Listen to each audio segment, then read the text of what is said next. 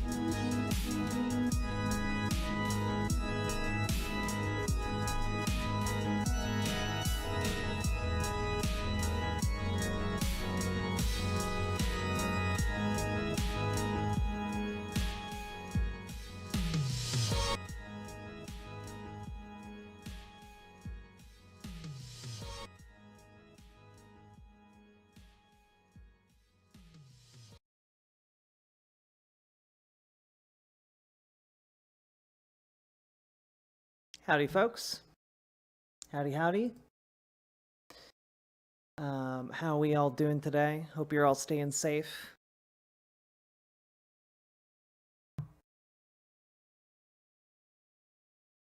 I was in Voosh chat earlier today. I don't know if there have been any serious developments, but this coinciding with anti-refugee and anti-Muslim rhetoric in Europe makes me sad. Yeah, any serious developments that have happened are bad. Let me put it that way. There's nothing positive that is happening right now. What we are in the middle of right now is just the initial wave of Israeli retaliation, and it is going to get much worse. So, yeah, hello everybody. We are covering the developments happening between Israel and Hamas, the Palestinian government in, effectively the Palestinian government in Gaza. Wait, what happened? Essentially, Hamas launched a military campaign against Israel on a scale that hasn't really been seen before. And over the course of the morning, over 5,000 rockets were fired at various Israeli cities, causing quite a bit of damage and killing a lot of people. On top of that, the attack included air, land, and sea methods of attack, and dozens, perhaps hundreds of Hamas fighters managed to infiltrate Israeli towns and cities, and quite a few civilians have been killed. Many have been captured, and there's a lot of pretty terrible video currently circulating on social media. So please be careful if you go and look this up, because I can confirm there are videos of women who've been raped and bodies being desecrated, and it is quite bad. There's really no way to sugarcoat the situation or make it more palatable or digestible. It is just incredibly bad.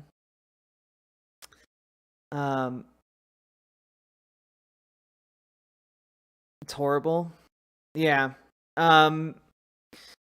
And of course, talking about Israel and Palestine is going to be a tricky situation to navigate, but just to make my positions clear up front before we get into a lot of this, is Palestine should be free.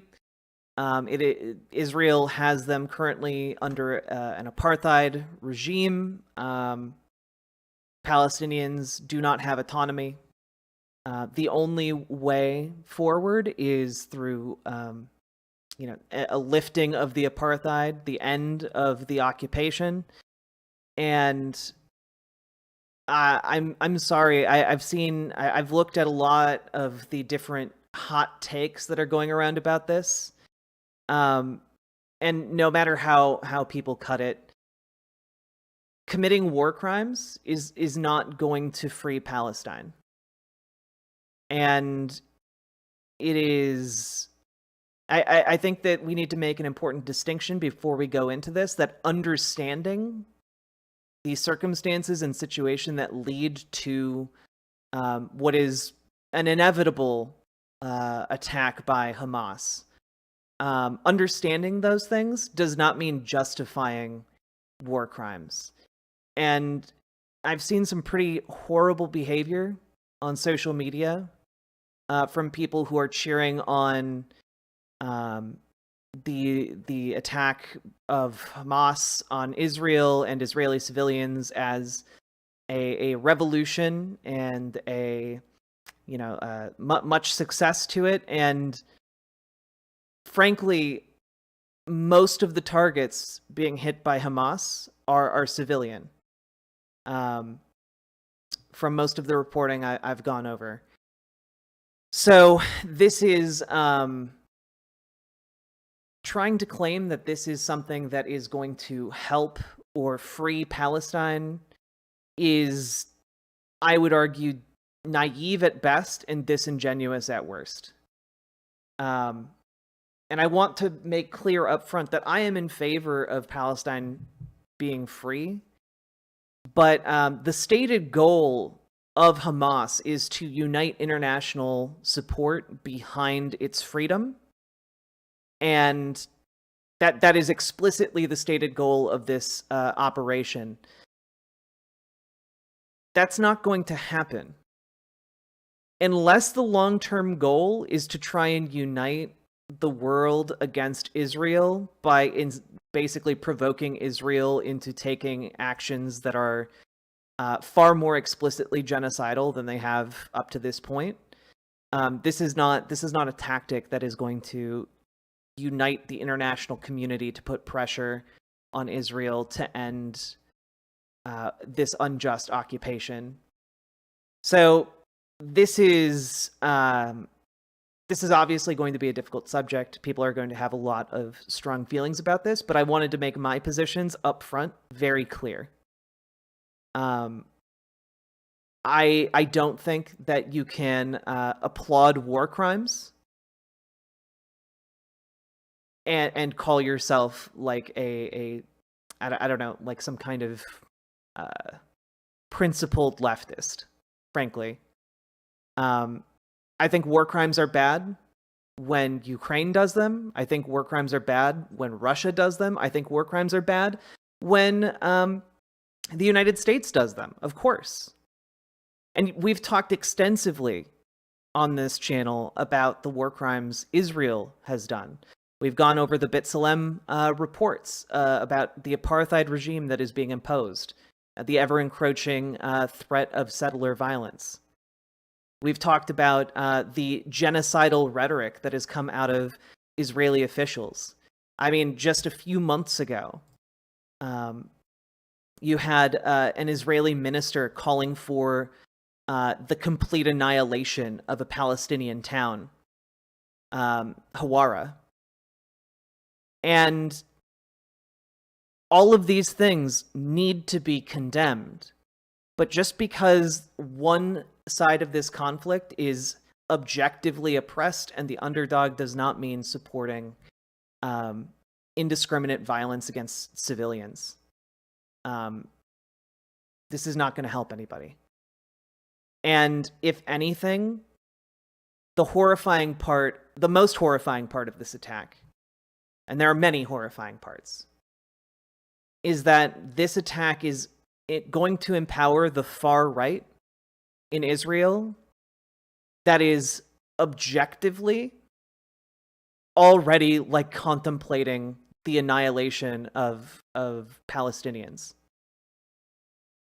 They are by every metric pursuing the annihilation of Palestinians, which understandably leads to violent outbreaks like this. But this violent outbreak is going to be used to annihilate Palestinians. And it's a terrible situation. There's no winning here. And my heart breaks for the people of Palestine, because already we're seeing the results of this attack.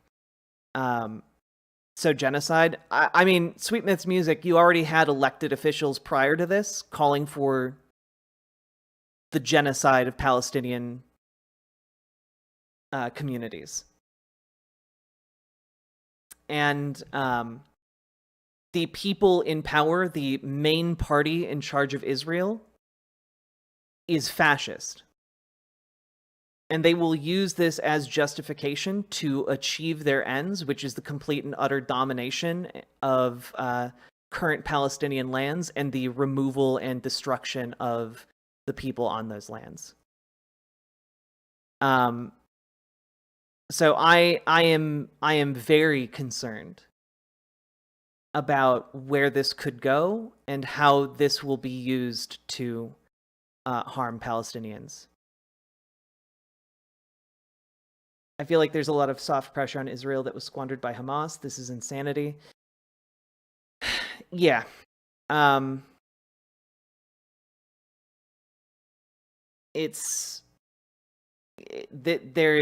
is nothing good that is going to happen here. Already, Israel has pledged to retaliate on a scale never before seen, which is saying quite something, considering Israel frequently kills like 40 times more people than Hamas does. And so far, we've seen a few of these retaliatory attacks, including one against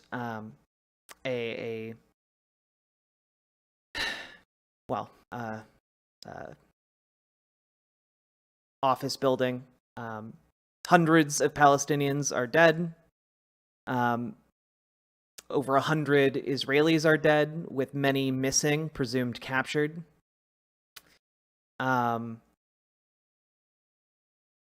And yes, this is not great. So we're gonna go over here the kind of the order of operations. So Hamas launched this operation earlier today, and it has since fired over 5,000 rockets at various targets within Israel. Again, these rockets are unguided, so again, whatever targets they're fired at are very unlikely to be hit, and many civilians have, the Iron Dome, while effective, does not prevent all rockets from getting through. It's not a 100% foolproof system. And on top of this, Israel, the Hamas operation is called Operation Al-Aqsa Flood. A lot of this can be traced back to Israeli meddling with the Al-Aqsa Mosque and the worshippers there. In part, this can be seen as retaliation for that. And so far, more rockets have been fired in this conflict that has lasted less than a day than in the entirety of the 2014 Hamas-Israeli war. And in response, the Israeli army has launched Operation Iron Swords against Hamas. And this is all further complicated by the fact that Hamas launched this attack on Simchat Torah, which is a Jewish holiday. And again, these attacks are quite far-ranging. Some rockets were able to hit in the Tel Aviv area.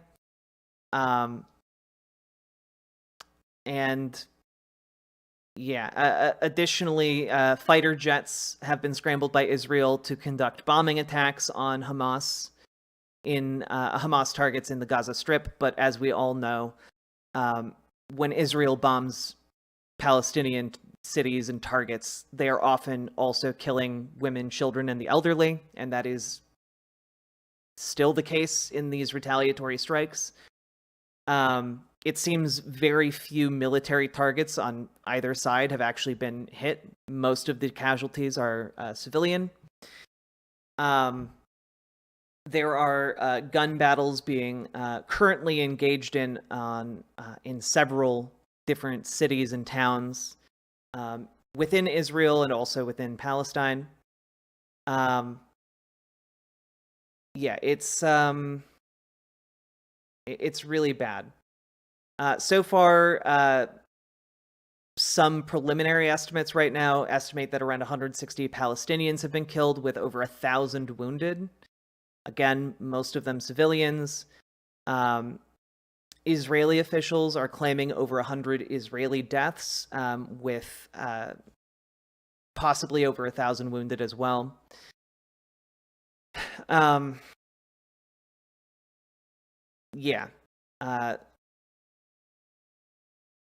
The spokesperson for Hamas, named Khalid Kadomi, went on social media and said, "We want the international community to stop atrocities in Gaza against Palestinian people, our holy sites like Al-Aqsa. All these things are the reason behind starting this battle." And the leader of Hamas's military wing put out a statement saying, "This is the day of the greatest battle to end the last occupation on Earth. Everyone who has a gun should take it out. The time has come." And Hamas is calling on resistance fighters in the West Bank to join the battle, along with Arab and Islamic nations. Again, this is very unlikely to actually happen, at least as far as other Islamic nations are concerned, because again, Israel has nuclear weapons, which prove to be a pretty powerful deterrent, as well as a very advanced and large military. So this is really bad. Benjamin Netanyahu, the Prime Minister of Israel, has basically sworn vengeance and saying that this is a war it will win. The Israeli Defense Minister, Yoav Gallant, echoed that statement and added that Hamas has committed a grave mistake this morning and launched a war against the state of Israel. There are currently estimated to be about 21 active battles ongoing in southern Israel. And many of the prisoners that have been taken or kidnapped from Israeli towns are being held as hostages, presumably for some kind of negotiating purposes. Yeah, in one case, Israeli forces have been able to surround a house in the Ofakim settlement, and Palestinian fighters inside are trying to negotiate their freedom in exchange for hostages. Yeah, it's really bad. And if their goal was international pressure on Israel to end the apartheid, again, this was not successful, at least not in the short term. The Czechoslovakian government has, condemned Hamas. The European Union has, expressed stronger ties with Israel. France has basically expressed full solidarity with Israel. Same with the UK. Egypt is warning of grave consequences.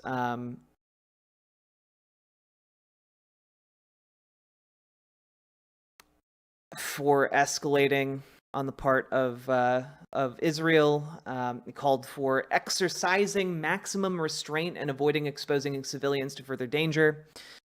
And the Hezbollah, another group in the region, is saying that it's monitoring the situation in Gaza and has direct contact with the leadership of the Palestinian resistance. So there is a chance. I saw someone in chat mention that this could be some sort of coalition attack, and that is entirely possible given what we know. So,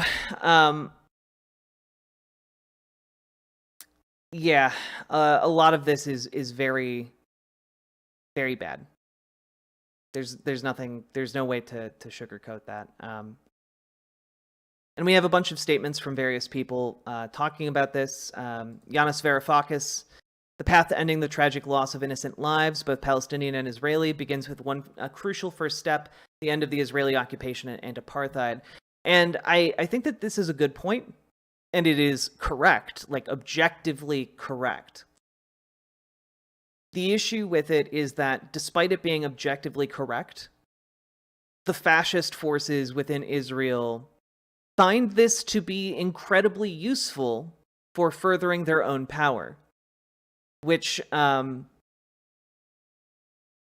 is very likely to be one of the reasons why the apartheid continues in Israel. It is politically useful to the ruling party to have them as opposition.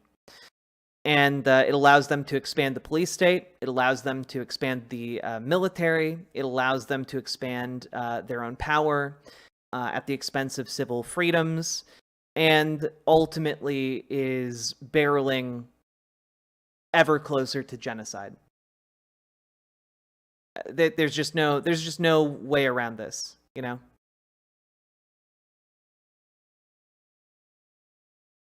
Now we have journalists from Israel who have been covering the Israel-Palestinian situation for over a decade.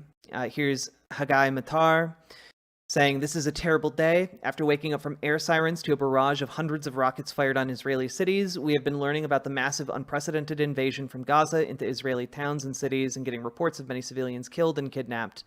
The absolute dread of people who are seeing militants in their streets and homes is unimaginable. Attacks on civilians are war crimes, and my heart goes out to the victims and their families and to all those living in the western Negev. As I sit at home in Tel Aviv, fearing for my family and friends, I know that this has also been a reality for Palestinians, especially in Gaza, for decades. One of fear and being defenseless, and a brutal enemy who's no problem killing civilians. Entire families, even.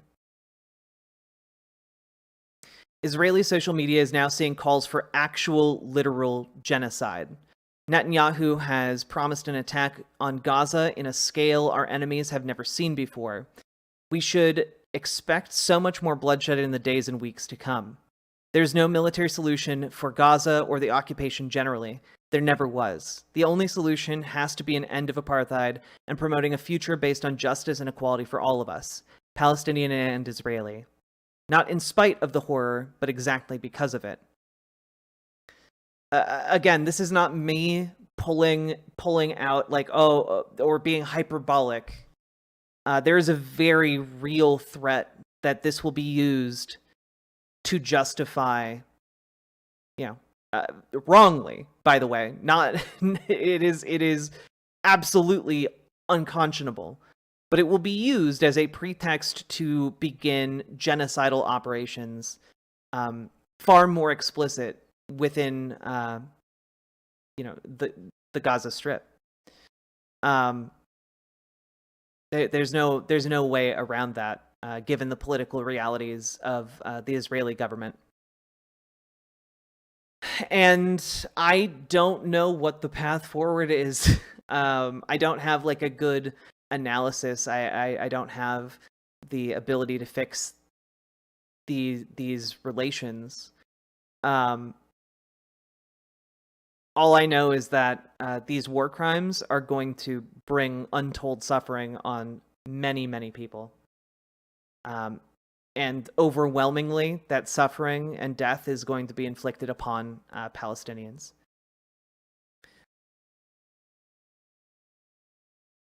There's a great book on Israel's army called An Army Like No Other, How the Israeli Defense Forces Made a Nation by Chaim Bereshith Zabner. I'll see if I can check that out.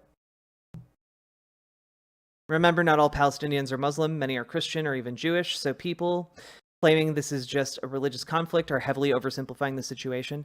Yeah, no, like, the religious fundamentalism within Palestine is something that is bred by the economic and the economic and military threat they are constantly under. Again, as we've gone over in the past, there is not freedom of movement within Palestinian territory. You have different rights depending on which city you live in. There is no reliable health care within Palestinian territory. There's no real way to try and make a living that is stable because settler violence can take it away from you any day. Or Israeli army violence. There is complete and utter desperation, and in that desperation, people turn to fundamentalist religion, and they turn to violence because they have no other recourse. And this is all understandable. It still does not justify atrocities and war crimes. It doesn't. I'm sorry. There's no argument someone can make to me where they can argue that actually it's good. It's good for Hamas fighters to rape Israeli women. That's not. There's no argument you can make to me for that. There's similarly no argument that you can make that justifies Israeli army soldiers violating Palestinian women. There's no argument there. And yet I see it happening on social media today. It is deeply frustrating and anger-inducing, as many aspects of this conflict are.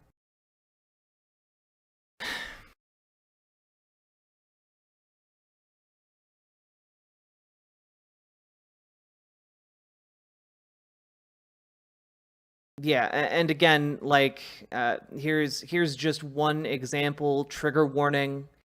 The bodies have been blurred, but just to be aware of what's happening right now. Here are here's the aftermath of the Hamas attack. You know, like, just bodies in the street. And these people aren't soldiers. They're just people. This is not a military target.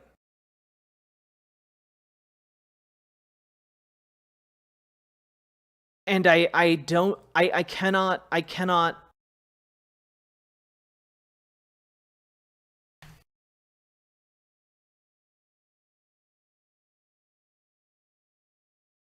in war, military targets are fair game, you know?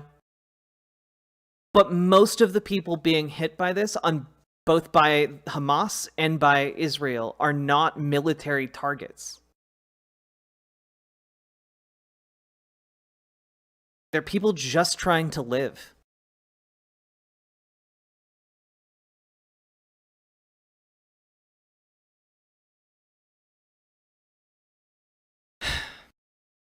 And I do not understand this idea that we cannot walk and chew bubblegum at the same time. That we cannot both condemn Hamas for war crimes and atrocities while also condemning the apartheid and oppression of the Israeli government.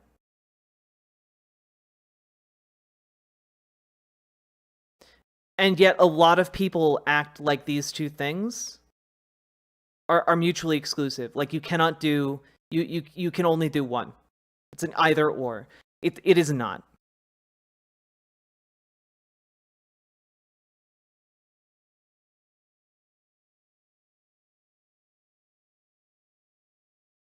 Here's Terrell Jermaine Starr, host of Black Diplomats, with his take. We can condemn the actions of Hamas and condemn the racist apartheid government of Israel.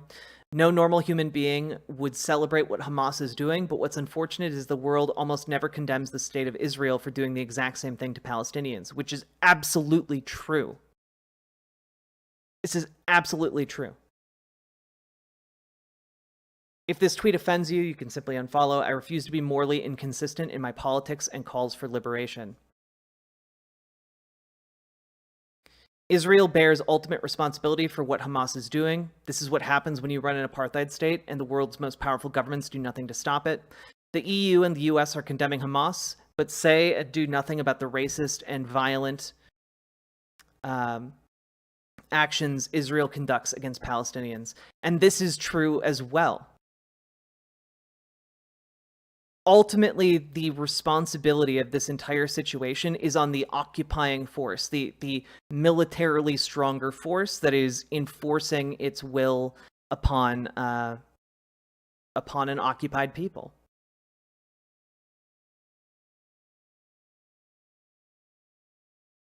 That's where the ultimate responsibility is.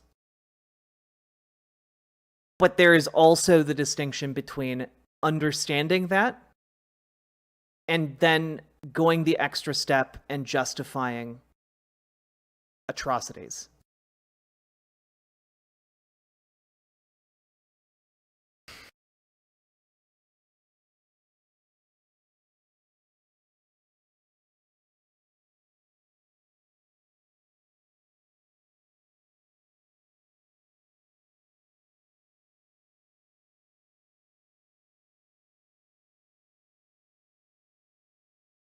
Additionally, like, I gotta throw this out there.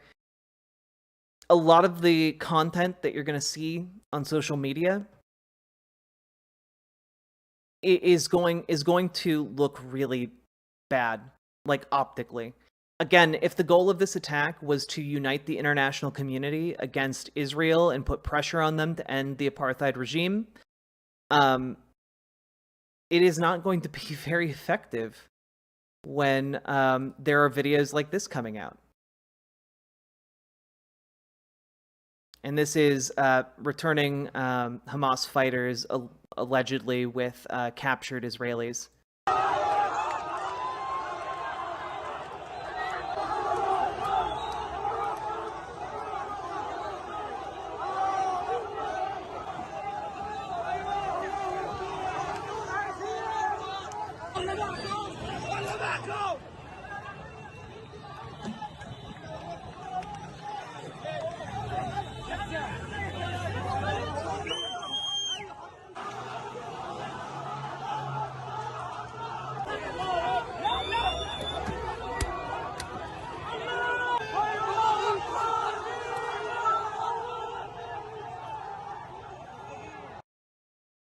Like, again, the video like this is going to be played across Israel for months.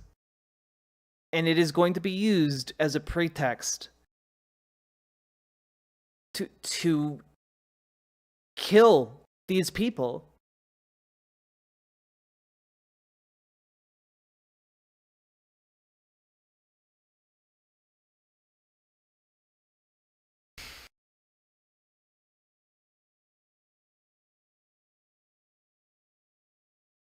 And I just, ultimately, like, there's no solution without international pressure on Israel. And there's no solution without U.S. pressure on Israel in particular. This is something that can only be really fixed. And this, by the way, is why I tend to talk most about domestic politics in the United States. It is honestly, guys, at the end of the day, winning domestic victories and primarying Democrats who take AIPAC money, the lobbying organization of the Israeli state government, it's one of the only ways we could maybe possibly bring a peaceful resolution to this conflict. One of the long shots, but it is one of the only shots to a peaceful resolution here. And this is why, again, a lot of what I talk about and do is focused on domestic organizing and getting involved, because what happens in the United States and who is in power here has such long knock-on effects. It is imperative that we are able to elect ever more progressive and left-leaning people, because we saw what happened when Donald Trump was in office. He empowered the fascist government of Israel by moving the diplomatic embassy to Jerusalem. He had settler communities named after him that were seized from Palestinians. We need to be able to put the international pressure that is necessary to end this conflict on the state of Israel. And the only thing that fascists will respond to is a larger power essentially forcing them to end the apartheid. So what I'm saying is, if you care and you are in the United States, we need to get more involved in a capacity that can affect more than just local and state races.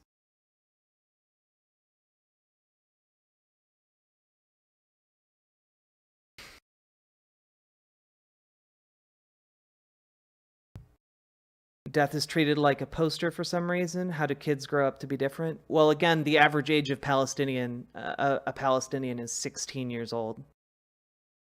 So when you grow up and people you know and love are just being killed indiscriminately while under occupation, the message that you will live forever as a hailed hero for sacrificing your life in the name of a greater struggle, that becomes a lot more appealing. You know? It is not strange that Palestinians are of that mindset.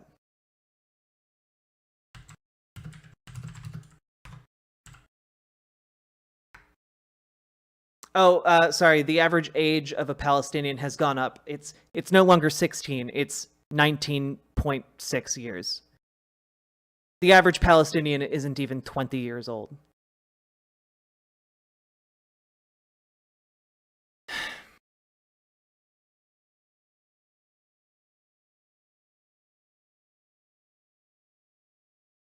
It's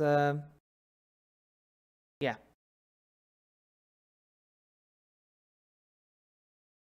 It's still insane. Yeah.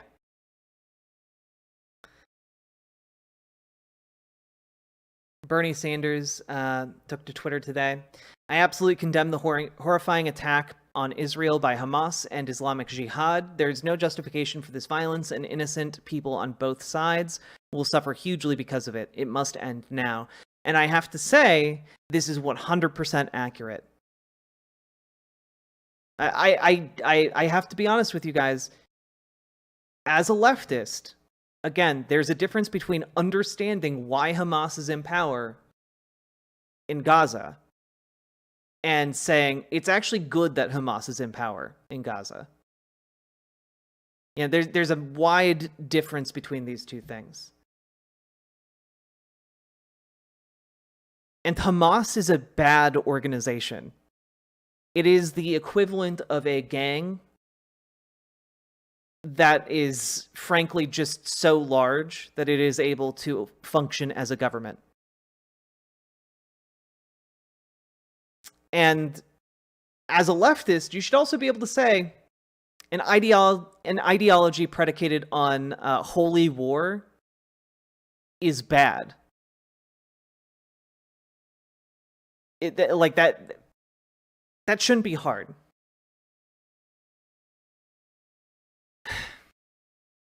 And Bernie Sanders is 100% correct when he says that innocent people on both sides will suffer hugely because of it. And overwhelmingly, those innocent people are going to be Palestinian. And I saw this, and it irritated me quite a bit. Here's Brianna Joy Gray saying, "This is a choice. You could have easily made a statement more like this one." And quote tweets Jeremy Corbyn, who says, "The unfolding events in Israel and Palestine are deeply alarming. We need an immediate ceasefire and urgent de-escalation. We need to a route out of this tragic cycle of violence. Ending the occupation is the only means of achieving a just and lasting peace," which I don't disagree with. But what I do disagree with is Brianna Joy Gray framing it as if Bernie Sanders is not in favor of de-escalation and Bernie Sanders is not in favor of ending apartheid. Again, this is very disingenuous and, dare I say, bad faith. But of course, there are many people being very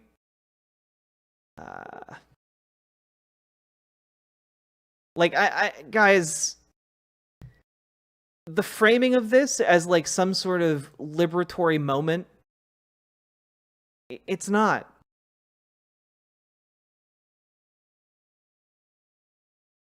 To the extent that this is Palestinians breaking their chains, that's going to be followed up with bombs that they can't defend from. It's going to be followed up with the deaths of children and elderly.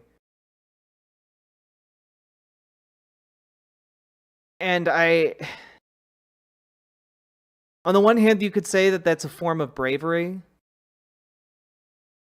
but it's not just risking like individual fighters' lives, it's risking everybody's lives in the Gaza Strip.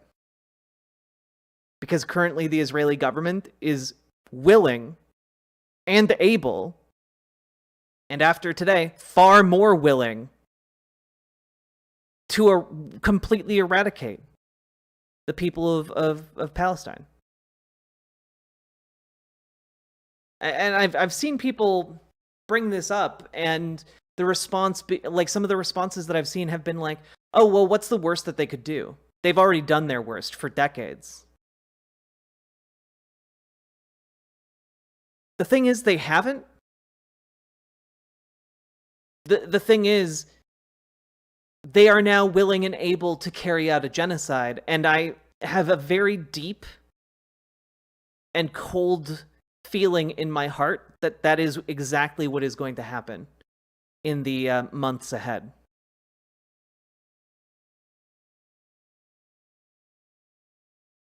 Yeah, they've been slowly pursuing an agenda of ethnic cleansing for decades. But I think that that ethnic cleansing is going to take a very different direction following this.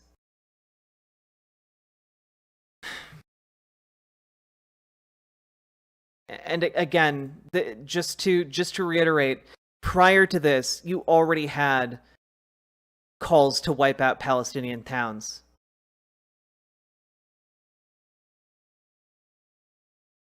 Like so severe that even the U.S. State Department was like, "Whoa, buddy, you shouldn't be saying that."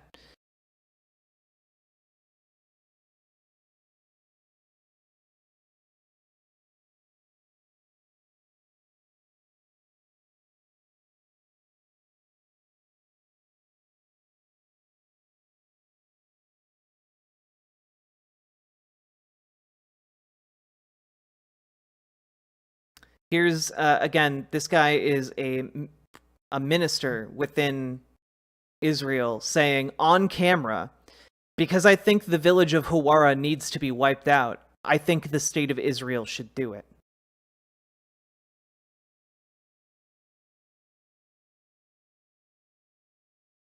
And knowing that this rhetoric is flourishing right now, in particular,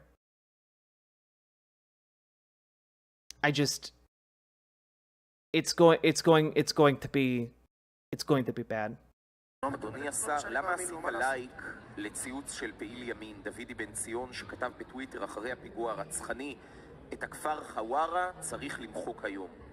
כי אני חושב שאת הכפר חווארה צריך למחוק. אני חושב What he's saying here is, I liked a tweet that called for the deletion of the village of Hawara, because I think that the village of Hawara should be deleted. It is the state that should erase it.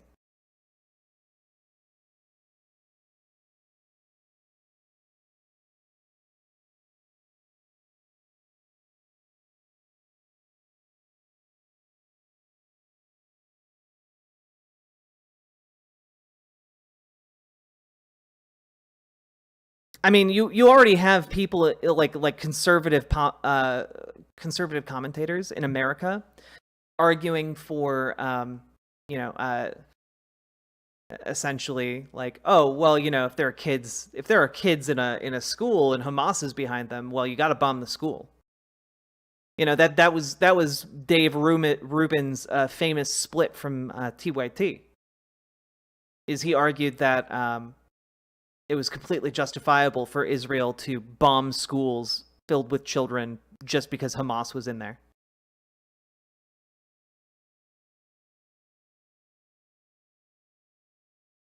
You have people like Ben Shapiro arguing that Arabs just like to live in sewage anyway.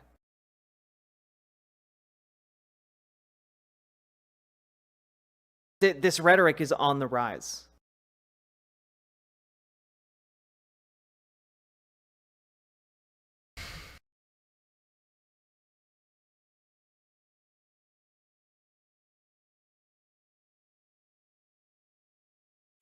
Additionally, some government targets have been hit by Hamas fighters, specifically the mayor of Israel's Sha'ar HaNegev region has reportedly been killed by Hamas.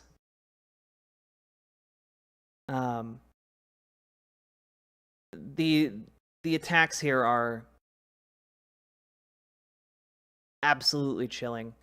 And I do want to say, by the way, and we can take a look here at B'Tselem's website, right? Because they cover a lot of settler violence. They cover a lot of Israeli state violence. And they've been doing a really, really wonderful job covering the pogroms being pursued by the Israeli government. Again, these attacks by Hamas, they don't come out of nowhere. They don't just materialize. You know, when Martin Luther King Jr. said that a riot is the language of the unheard, well, in an apartheid state, you know, you get organized violence as part of the language of the unheard. And ultimately, this is where that leads. Yeah, B'Tselem is one of the best resources for figuring out what's going on in Israel regarding settler violence. For covering this very important issue, Jack. You're welcome, Kairu. Yeah, they cover a lot of the violence that's been slowly encroaching on Palestinian lands for decades upon decades now. And I mean, like, here's a story. Israeli forces killed 2 Palestinians, 24 and 16, in separate incidents that began with protests against land grab in the village of Safa. So again, part of what makes this so difficult here is that peaceful protests, or protests where people are justifiably angry because their homes have been bulldozed to make way for, you know, middle-class Israeli settlers who are just stealing the land. And by the way, the UN recognizes this as stealing Palestinian land. And that is why the state of Israel is one of the most condemned nations by the UN in history. And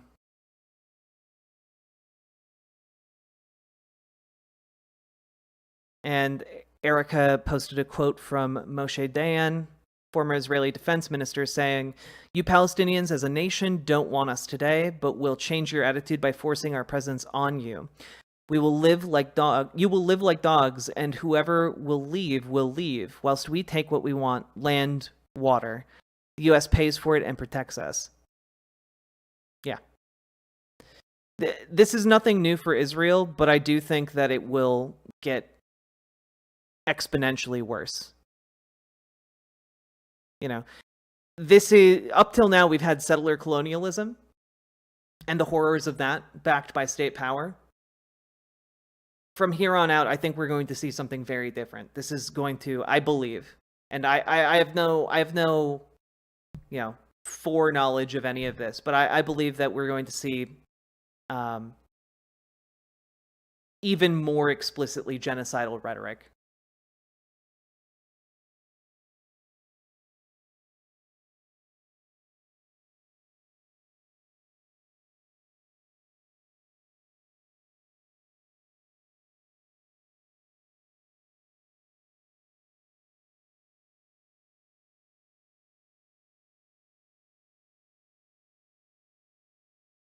And again, a lot of the violence that we're seeing has been inflicted upon Palestinians for decades with little to no attention being paid to it.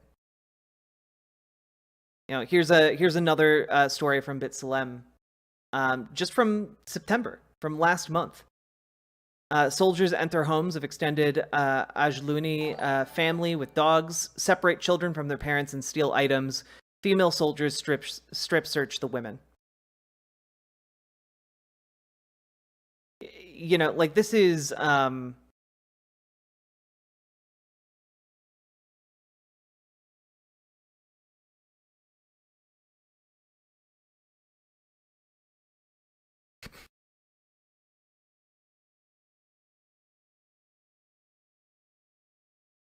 this is the everyday violence Palestinians are subjected to under apartheid in Israel. This is where the violence we're seeing now comes from. It is inflicted by the occupiers.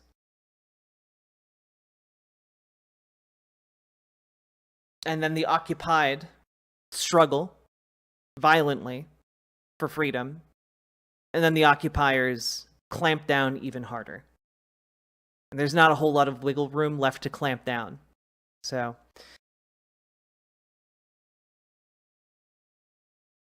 yeah.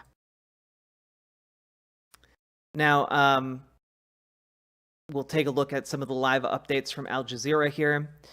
Gaza hospital, this is as of 9 minutes ago. Gaza hospital reeling from Israeli power halt. Mohammed Abu Silmiya, director of the Al-Shifa hospital, has said that Israel cutting off power to the Gaza Strip leaves hospitals and medical facilities in a tight spot as they struggle to treat the flow of casualties from Israel's ongoing air assault. Because, you know, when I mentioned that earlier, that hasn't stopped. It's currently happening. The Al-Shifa hospital is the largest in the besieged enclave and is receiving the highest number of casualties. Yeah, the Gaza Strip is relatively small, chat, and they only have one major hospital. They have other medical facilities, but the Al-Shifa hospital is the biggest.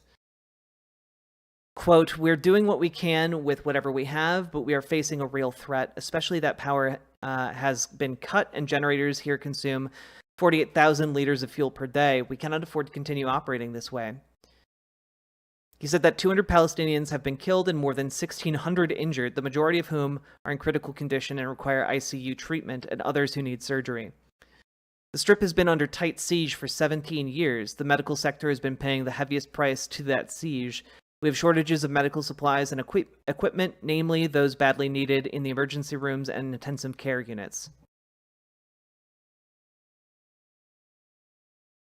And again, by the way, this is another way in which Israel is occupying Palestine. I know that there are some Israelis who will claim that the occupation, there is no occupation, you know, Palestinians have their own government, blah, blah, blah, blah, blah.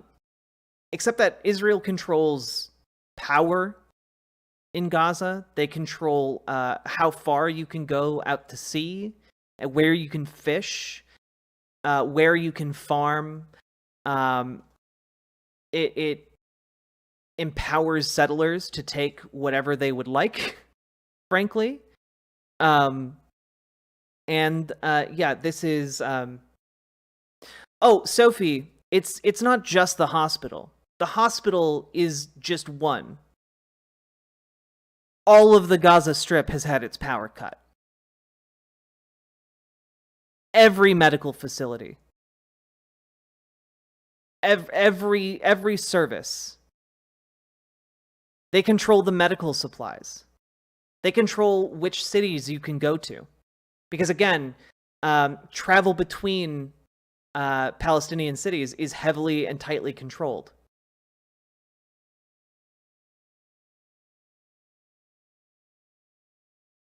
Yeah, their water treatment plants, the internet. Even the aid Canada wants to send is often refused. Yeah. And if you happen to be in Gaza and you need a more advanced healthcare facility because you have cancer or something, there's a pretty decent chance you're going to get turned away and refused entry to Israel.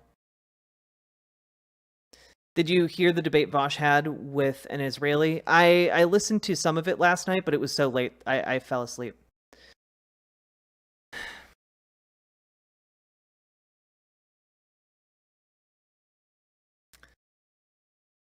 The numbers are huge, which cannot be handled by the already suffering sector. Even before today's events, we have been warning that medical supplies are in sharp shortage, especially for cancer and dialysis.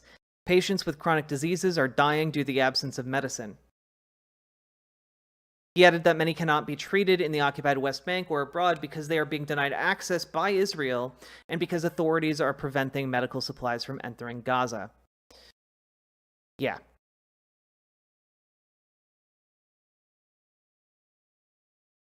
Israeli death toll rises to 200, according to authorities. Netanyahu invites opposition leaders to form emergency government. Netanyahu has invited opposition leaders Lapid and Gantz to form a unity government, according to his Likud party. Lapid had previously sought joining Netanyahu to show unity. Gantz has reportedly told Netanyahu he's considering the offer. Yeah, what's happening here is that Netanyahu is using this as an opportunity to consolidate power. And one of the things that we haven't mentioned yet is that Israel is currently in one of the most tumultuous political moments of its time, because Netanyahu attempted to end judicial oversight of essentially himself. If he was successful in eliminating that judicial oversight, there would be no checks and balances on a leader of Israel. Because effectively the leader of Israel controls the legislature, or their version of a legislature. And essentially the push to end this kind of judicial review is a power grab to essentially install an authoritarian dictatorship as well, and move ever closer towards fascism. He basically wanted to become a dictator? Yes. Netanyahu has been under a great deal of legal threat for a very long time. He's been under investigation for corruption that he's almost certainly guilty of. And he is seeking to entrench himself so that he can't be held accountable for that, while also maintaining power. So the Knesset is the legislature equivalent. So this is kind of the backdrop right now, is that Netanyahu was unable to pass that legislation because of sustained protests in Israel against his power grab. Hundreds of thousands of Israelis turned out to protest this, and however, this is going to be an opportunity for him to consolidate power, pass that legislation as maybe like provisional emergency powers, and justify that as use this as a justification to seize power and begin enacting far more genocidal policies regarding Palestinians. This is possibly the spark that allows him to become the fascist dictator of Israel, and also begin a campaign of extermination against Palestinians. This is what is at stake here. And yeah, Mr. Anderson, the United States provides $3.8 billion to Israel every year. And this is why earlier I said we need to be able to recognize that Israel's power flows downstream from American support. And so we in America need to take action to be able to more effectively organize politically to, frankly, oust anyone in the Democratic Party who's taking AIPAC money, to elect more progressive people domestically, not just for our own sakes, but for the sake of U.S. foreign policy related to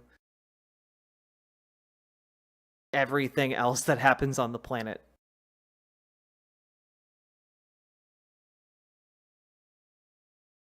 Is the U.S. going to get physically involved by sending over military force?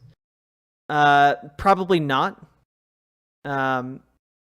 because again, Israel's military, and this is the other part. People who are saying, "Oh, this is the beginning of a Palestinian revolution," it's not. The military imbalance between Hamas and the Israeli military is overwhelming. Israel has every conceivable advantage, and if that advantage is put towards exterminationist policy, there is no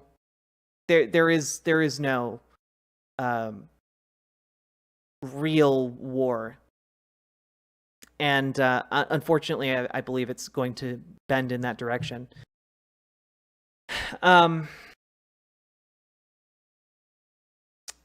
Are all of the trans people being targeted over there? I frankly, while I do care greatly about human rights, I don't think that people being homophobic or transphobic is justification to commit war crimes against them. So that's my response to your question, Door Kickers Inc.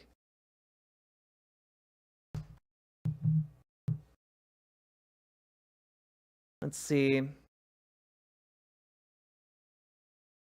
If so, we'd have to declare war on vast swaths of the American public, and frankly, that's not very consistent.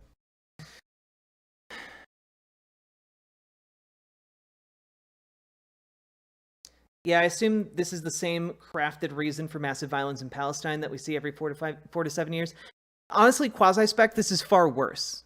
The scale of this attack and the timing and political backdrop of this attack are going to lead to far worse outcomes for Palestinians. And given that Netanyahu is essentially solidifying a fascist dictatorship within Israel as we speak, in real time, this isn't just going to be business as usual, like militaristic clampdown on Palestine and then things back to like a uneasy and horrific status quo of apartheid. I don't think that's where this is going.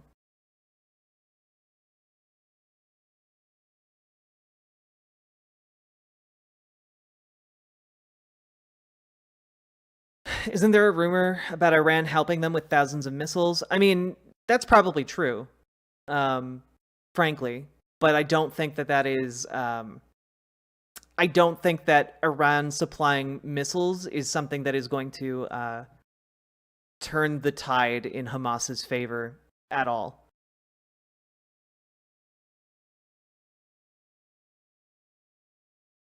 Noam Chomsky said, in the case of Israel-Palestine, a one-state solution will arise only on the U.S. model, with extermination or expulsion of the indigenous population. Yeah, currently we are on track for exactly what Noam Chomsky foresaw. Yeah.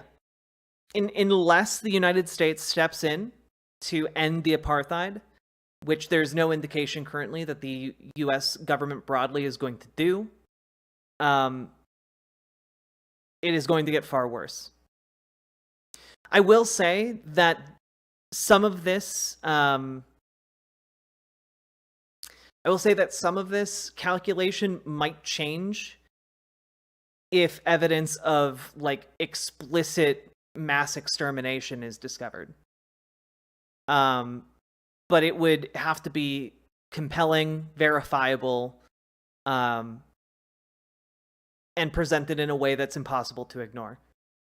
That is possibly the only way that would end U.S. support outside of changing domestic policies via organizing voters and getting out there and changing who's in charge of our political power. No, Iran is a regional power. It is not a superpower by any means. Iran is just an extremely formidable regional foe.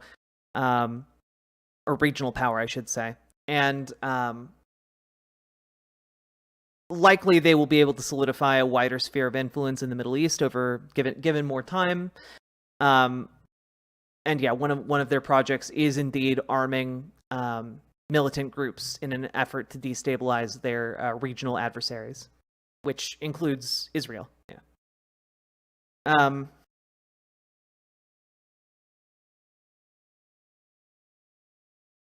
Well, honestly, Erica, what's interesting to me about what you're saying there is that that's probably true, but I'm wondering because Turkey has a huge vested interest in the current power dynamics at play in Syria. So I'm wondering if there is a possibility that Turkey could be arming, possibly directly or indirectly, arming Hamas. But again, a lot of this is speculation. That's really immaterial to the wider foreign policy implications of what's happening today.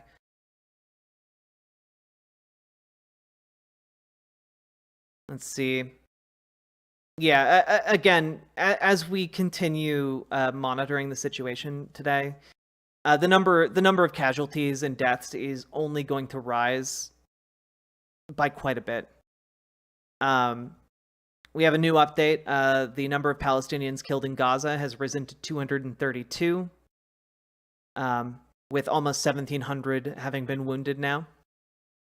And again, a lot of those wounded are likely to die given the state of healthcare in the Gaza Strip. So,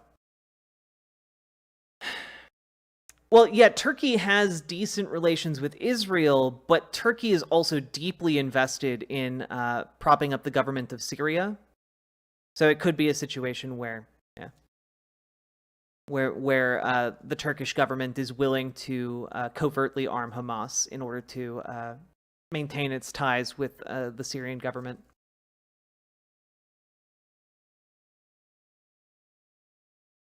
Yeah, Rich Fleming, 100%. All of this is the the most violent outcome of, again, I quoted Martin Luther King Jr. earlier, where riots are the language of the unheard. And, war and violence like this is the language of the unheard under apartheid. This is what happens, and Israel shoulders the blame for that.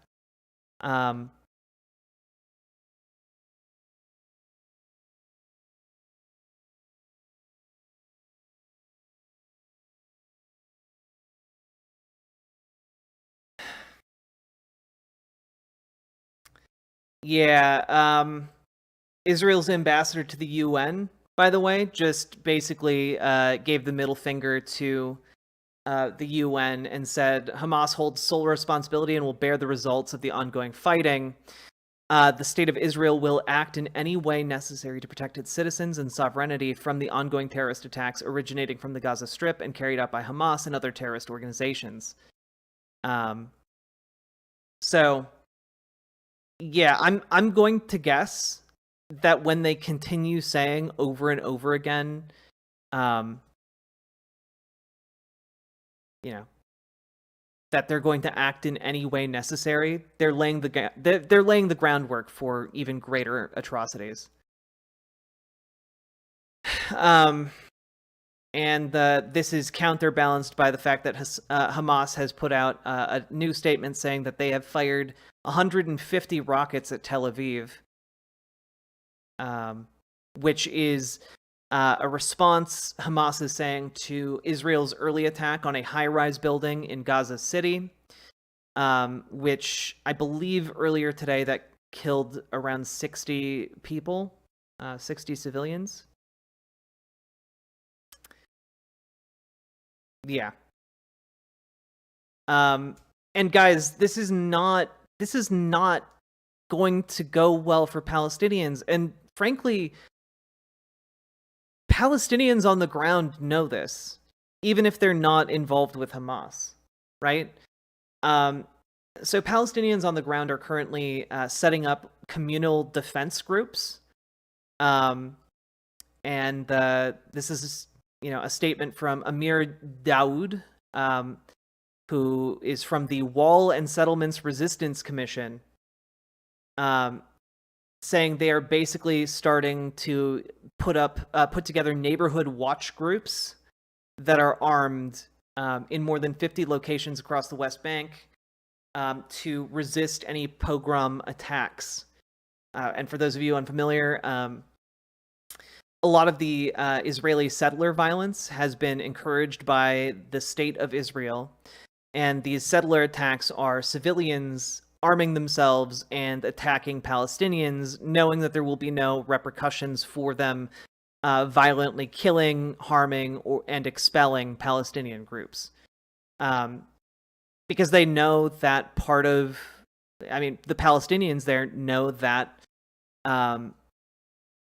settlers who are, engaging in the illegal settlement of Palestinian lands are going to use this violence as an opportunity to both strike back in the name of, their country and communities, while also stealing more land. It's through tacit approval, but also there will often be like state support, like the state will bus in settlers or provide troops nearby to protect settlers while framing it as violence from Palestinians. To quote Amir Daoud, the groups are being set up north and east of Ramallah, north and south of Nablus, and in the Masafer Yada in Hebron, which are the areas that are the most commonly attacked by Israeli settlers. Protected by the Israeli army, the settlers are rampaging across the West Bank. The only way to protect ourselves is by communal unity and supporting the families of the villages that are subject to settler attacks. Again, the IDF acts as security, basically allowing Israeli settlers to attack with impunity. But if Palestinians try and retaliate or defend themselves, the IDF usually swoops in. I just got here. Things bad. Things very bad. On MSNBC, one reporter reported on 20 dead Israelis and then proceeded to say that was like 1,000 dead Americans if you adjusted for population. Yeah, again, there's also going to be a lot of propaganda attempting to justify the Israeli retaliation going on here, and it's very interesting, right, Rich Fleming, that a lot of Western reporters will adjust for population for dead Israelis, but they never seem to do that for dead Palestinians. Curious.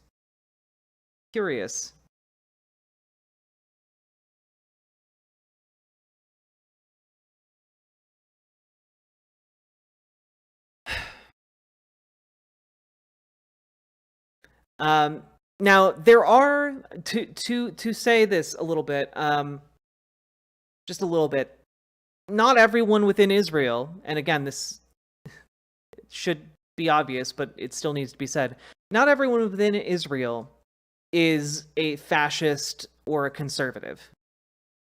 Now, a member of the Hadash party and the Israeli Knesset named Ofer Kassif says that while the killing of civilians on both sides was condemnable, it was Israel's occupation of Palestinian territories and the actions of the Netanyahu-led government that was responsible for the deaths of Israelis and Palestinians. Quote, the deaths, are unbearable. But what we are saying is the only way to prevent such crimes on both sides is to end the occupation. As long as the occupation goes, such terrible crimes will continue, and this government wants that, he said. Kassif also criticized the U.S. government, saying that if it had pressed Israel to move towards a peaceful political solution and to end the occupation, events such as today would not have happened, which is true. Everything he said was true and accurate. And it's very, very frustrating to be an American and to know that we've to some degree played a role in this. It just feels like nothing had been working for decades. Palestinians had been fighting for personhood and statehood for 40 years, protesting and reaching out for support, only to be met with heavy shelling, land being occupied, not being able to leave or enter Gaza. It just feels like at this point, Palestine's like, what are they going to do? Kill us more? It's damned if you do, damned if you don't for them. Israel needs to end its occupation. Yeah, 100%. Like, the only actual solution to this is ending the occupation. But part of what I've been trying to get at here is also that the reason for the occupation continuing and the reason for none of this working is because of the political consolidation within Israel that is moving it towards fascism. Because it is politically useful for them to oppress and to antagonize Palestinians. And that has been true for quite some time now. And frankly, this is a huge gift to the Netanyahu government. And like like you say, like, you know, it just feels like at this point Palestine's like, what are they going to do? Kill us more? And my response to that is, yeah. Yeah.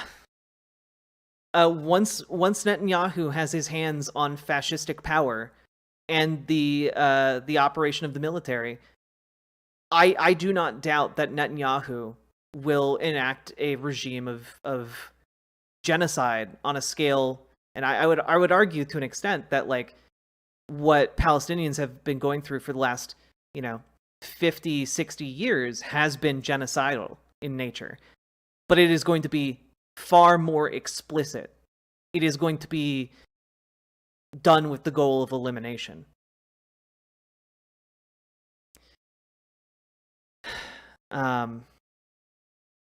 Because again, there are some people out there, and I've seen them, I know that they exist, arguing that, if Israel could have wiped out all of the Palestinians, they would have by now. But, like, that ignores the fact that, like, that ignores the domestic politics of Israel.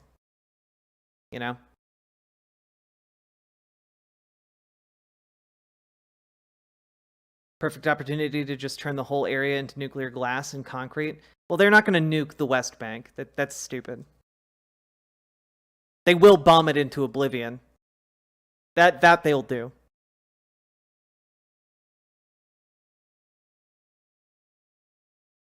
It's been a slow genocide. Look at the American colonial genocide. Yeah.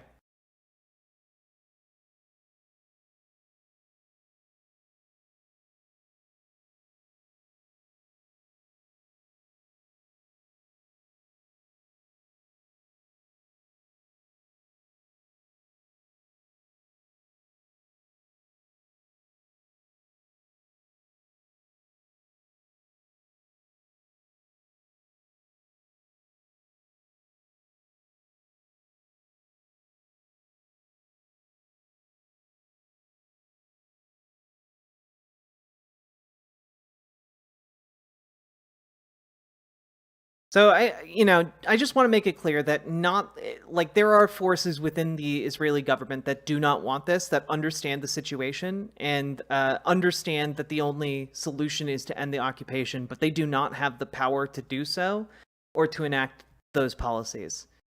They could be empowered with U.S. support, but that is not forthcoming at this time. One thing I haven't checked is U.S. response to a lot of this. Has there been...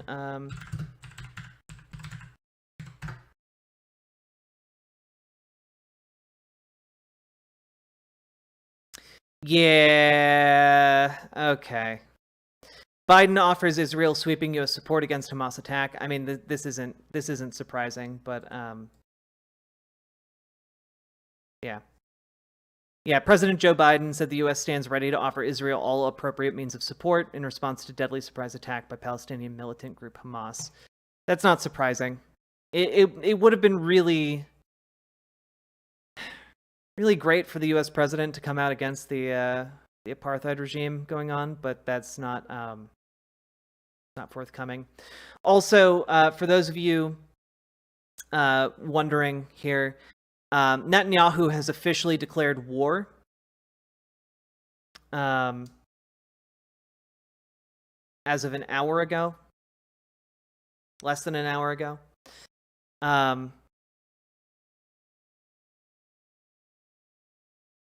Former Israeli ambassador David Friedman says he's never seen the border breach like this.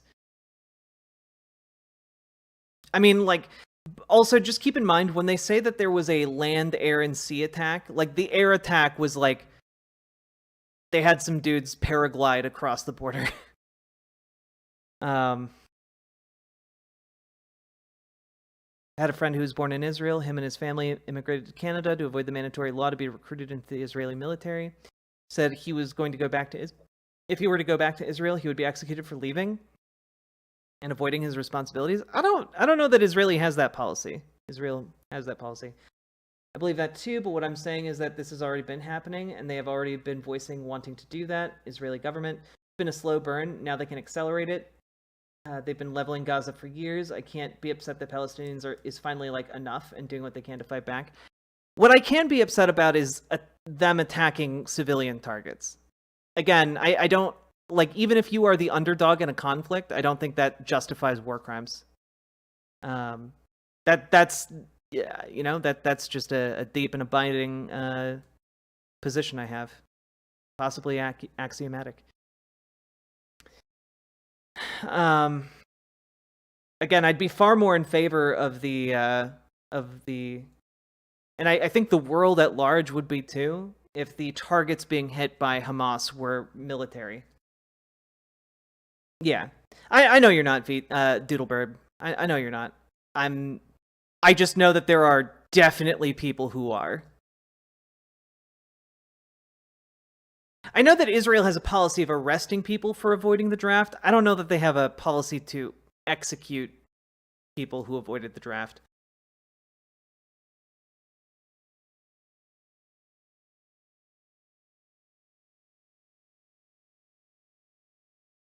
Yeah, former White House Deputy National Security Advisor says Hamas attack will completely remake the region's political circumstances, which is, yeah, again, this is not your run-of-the-mill, like, you know, back and forth that we've seen between Hamas and Israel. This is something that's going to fundamentally reshape the relationship between these two places.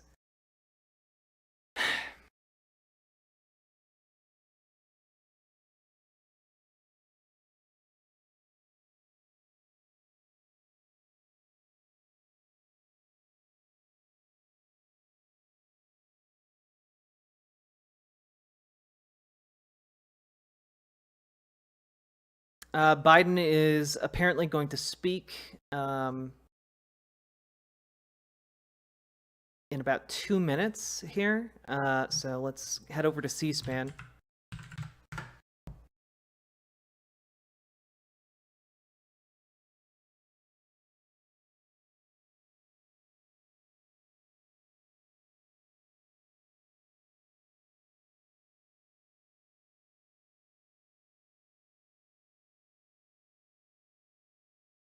Or maybe not. C-SPAN.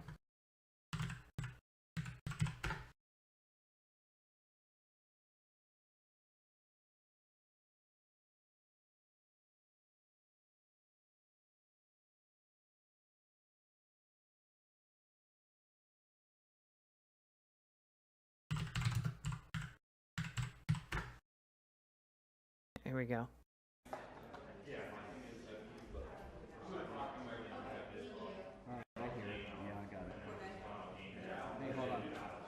Check 1 2. Yeah. Check 1 2. Microphone check 1 2. Give me a thumbs up when you're good. Check 1 2. You know, look, prep yourselves for cringe. Thank you. Yes, sir. He's not going to have a good response that we're hoping for. That's a terrible noise.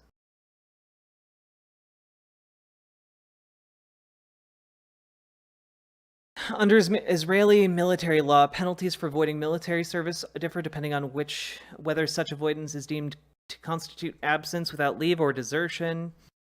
Absence from service without permission is punishable by 3 years imprisonment, while desertion or absence from military service with the intention not to return to the army is punishable by 15 years imprisonment. That makes sense.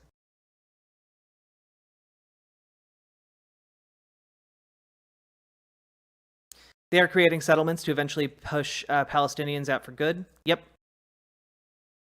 Yep.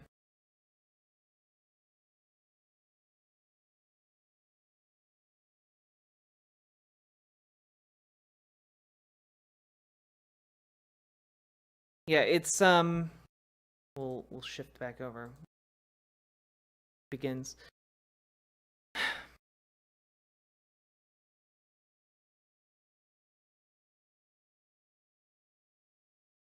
I wish I had better news for you guys today. There's no good news when it comes to the events unfolding today. Love your mannequin in the back. Yeah, this is my partner's workshop. It's my secondary streaming location.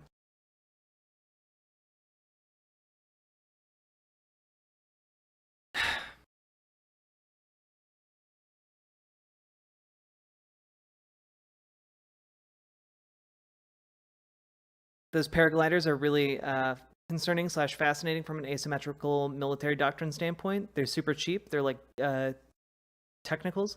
Well, yeah. I mean, it's like when they did the bombing attack with like lanterns with like little balloons.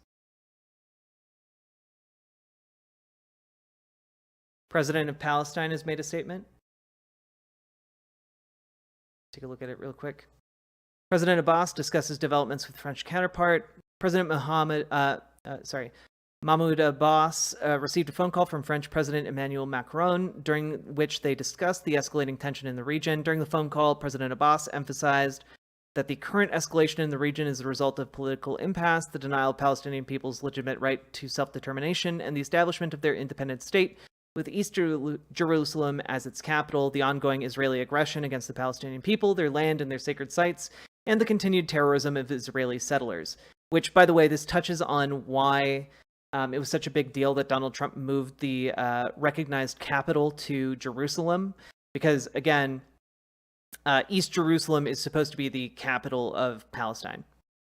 So it was a direct blow to kind of the two-state solution as conceptualized.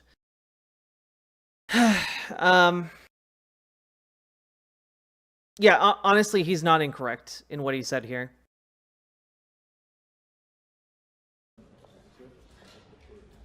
Looks like they're maybe getting ready here.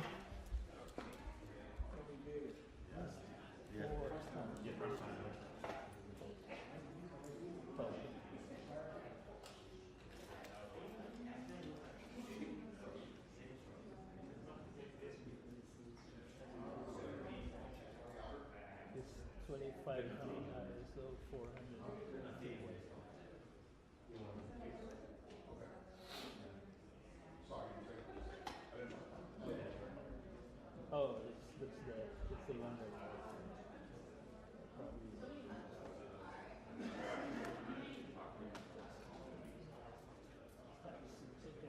what about Okay, still not quite time.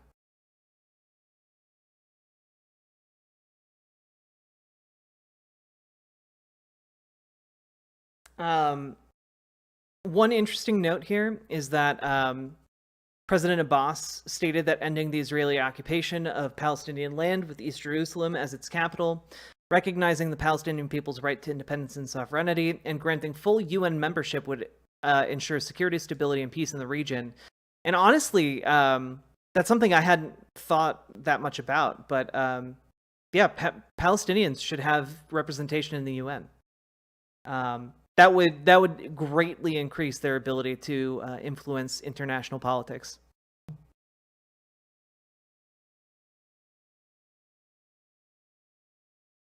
But part of the problem is that requires recognition from other states, and that hasn't happened yet. So it's kind of like a cart before the horse situation. Yeah. They need to be recognized by powerful states. And frankly, U.S. Positions are not conducive to that. Oops, sorry.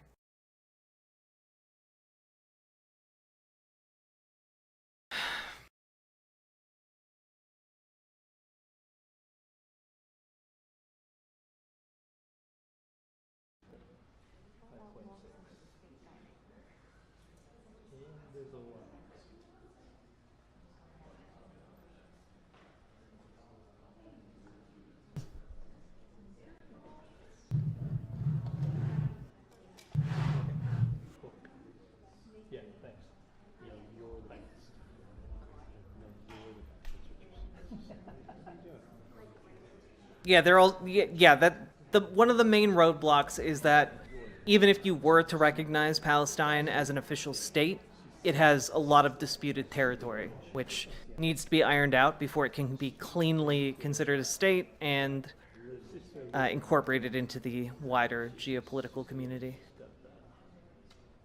Yeah, there are a lot of barriers here. So she's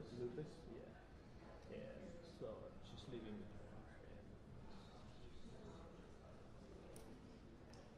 well, I think it's best for her arrangement here because she does the like from 10 o'clock, 10 o'clock, 10 to 6.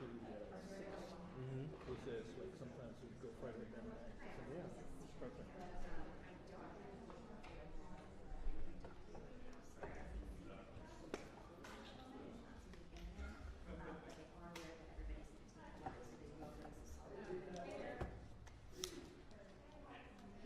Yeah, there's more video coming out this time from different sources, both aligned with Hamas and also Israeli sources that are showing different atrocities being committed by both sides. It's very,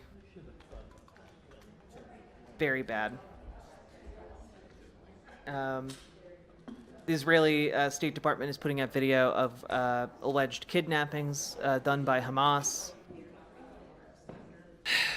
And obviously the Hamas is putting out videos of the results of the retributive, I had an extra T in there, bombing campaign that's currently ongoing.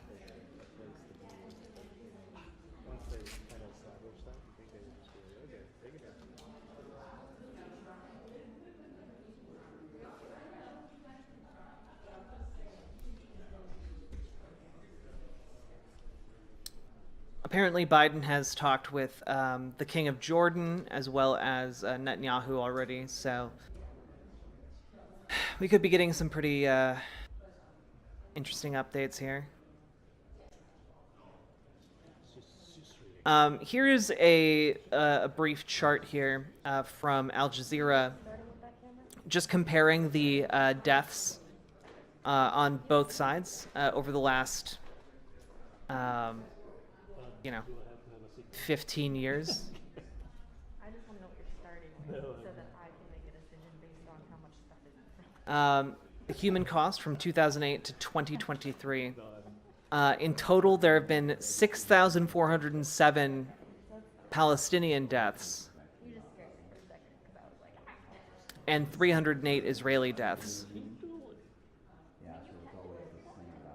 with 152,560 Palestinians injured in that time and 6,307 Israelis injured. Again, the scale of the retribution is really difficult to comprehend. Again, like for every dead Israeli, there are 20 dead Palestinians.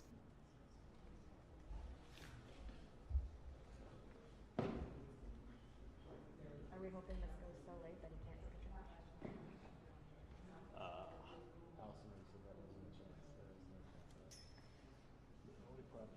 church? It's horrible.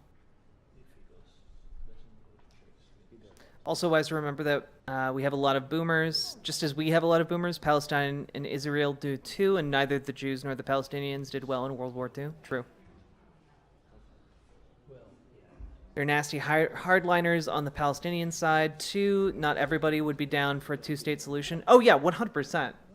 I mean, to say that there are no Palestinians that want just like a complete and utter like genocide of Israelis is ludicrous.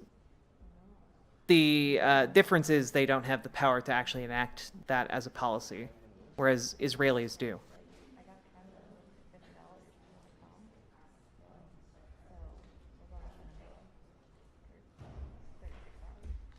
So we're going to 36 hours.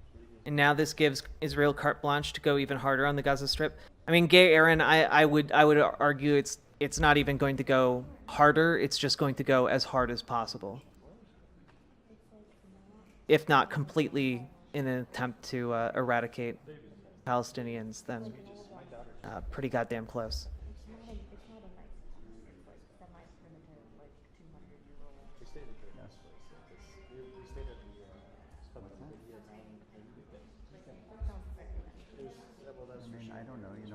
just above the podium, you know, like My point is I'm going I've heard folks argue this was an intelligence failure on Mossad's part.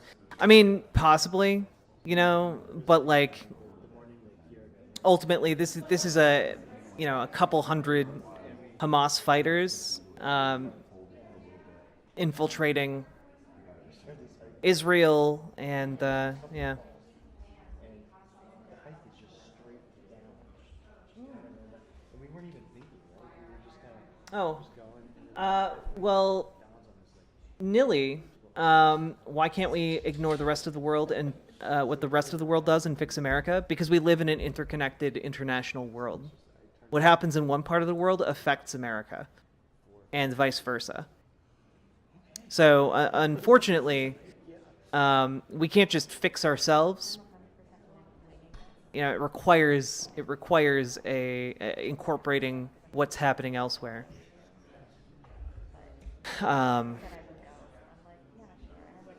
Into our domestic plans.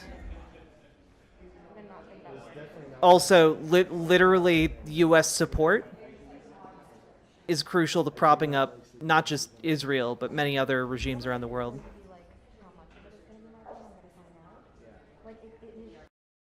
Hi, Jack. First discovered y'all a while ago. Finally got the chance to join. Just a little sorry I wasn't under better circumstances, but nonetheless, still happy to be here.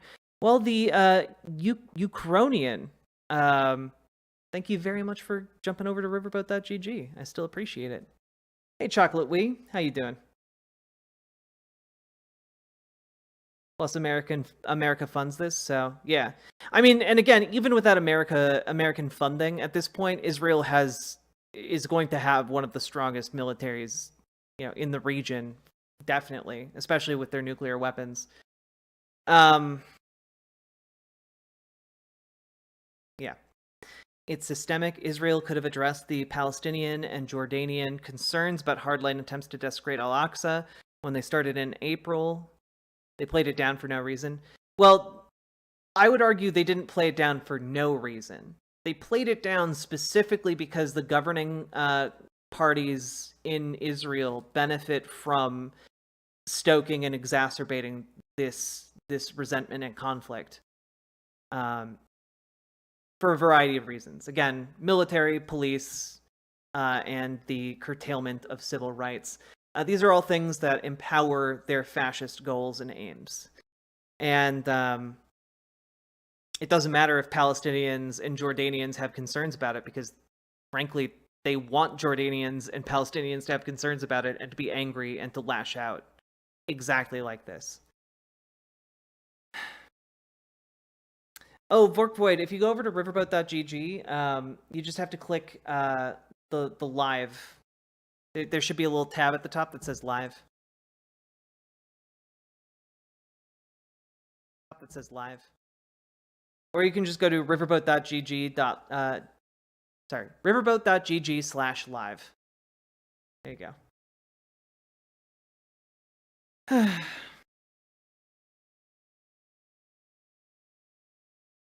Where's that Biden? Where's Joseph?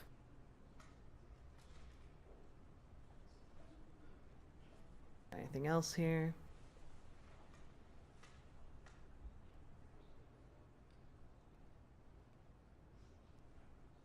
Fighting is ongoing in 22 locations near Gaza, which is more than last reported.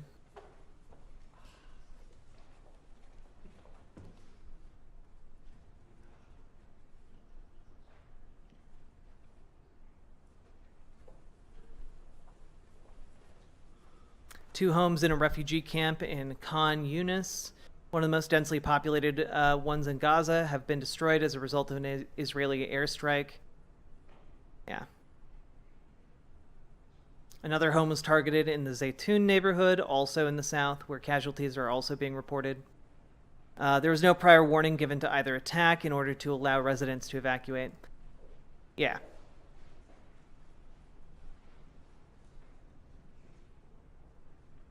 It's going to be a very bloody day, and I feel terrible.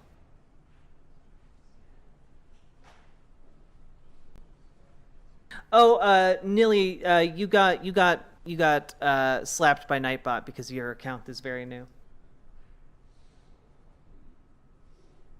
Our economy would benefit a lot if we stopped funding wars like in Ukraine and Israel. Well, one of the reasons we fund wars in Ukraine in particular is because we economically benefit from Ukraine not being within Russia's sphere of influence, right? So would our economy benefit from that? I don't know. Would our economy benefit from making less military hardware? I don't know. Many towns in America rely on those factories. Today, Anyway. the people of Israel are under attack, orchestrated by a terrorist organization, Hamas. And this month, I want to say to them and to the world and to terrorists everywhere that the United States stands with Israel. We will not ever fail to have their back. We'll make sure that they have the help their citizens need and they can continue to defend themselves. You know, the world's seen appalling images. Thousands of rockets in a space of hours raining down on Israeli cities. I got up this morning, started this at 7:30, 8 o'clock, my calls. Hamas terrorists crossing in Israel, killing not only Israeli soldiers, but Israeli civilians. In the street, in their homes, innocent people murdered, wounded, entire families taken hostage by Hamas. Just days after Israel marked the holiest of days in the Jewish calendar. It's unconscionable. You know, when I spoke with Prime Minister Netanyahu this morning, I told him the United States stands with the people of Israel in the face of these terrorist assaults. Israel has the right to defend itself and its people. Full stop. There's never justification to terrorist attacks. And my administration's support for Thanks so Israel's much for security joining US is and rock Site Chat, solid friendo. and unwavering. Let me say this as clearly as I can. This is not a moment for any party hostile to Israel to exploit these attacks to seek advantage. The world is watching.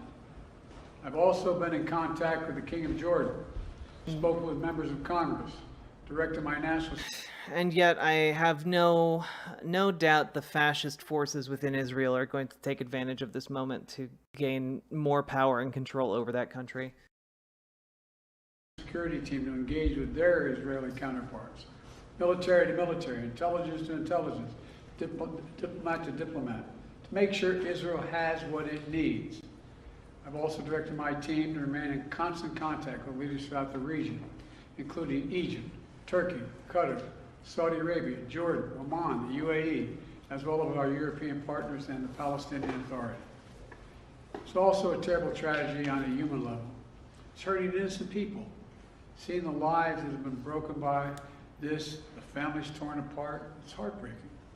And Jill and I are praying for those families who've been impacted by this violence. We grieve with those who've lost their loved ones, lost a piece of their soul. We have hope for swift recovery for many who have been wounded. But we're going to remain in close touch with Prime Minister. I personally am going to remain in close contact with Prime Minister Netanyahu as this situation continues to develop. And let there be no mistake, the United States stands with the state of Israel, just as we have from the moment the United States became the first nation to recognize Israel 11 minutes after its founding 75 years ago. Thank you very much. Mr. President, was there an intelligence failure in the lead up to this attack? Mr. President, can you tell us what Phoebe asked you specifically for support? What a coward, dude. Actually cowardly behavior. Another based site chat Peepo. Kyrie, thank you for gifting subs to Vork Void and to our new member, the Ukrainian. Ukrainian? I'm gonna mess up your name. I'm sorry. That was quick. Like Blinken didn't even say anything. Yeah, I was expecting Blinken to come forward and say something. It looked like he was going to, but I'm guessing that I'm guessing they have like another call they need to get to like imminently. This is bullshit. Yeah, 100%. Well, and I don't know. can Biden talk about Palestinians and Palestine without that being construed as recognition of the Palestinian state?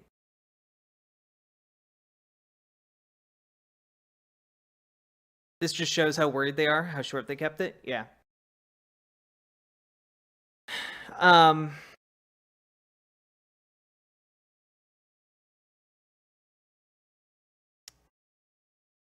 God.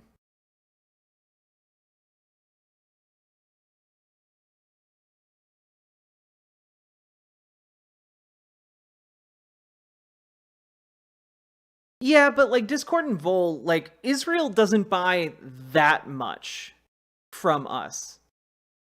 And it's also worth remembering that Israel is one of the world's largest arms manufacturers now. It's not like it was like 60, 80 years ago, you know? They make their own weapons now. We aren't really sending them all that much like military hardware or anything. Like we're just basically sending them taxpayer dollars at this point.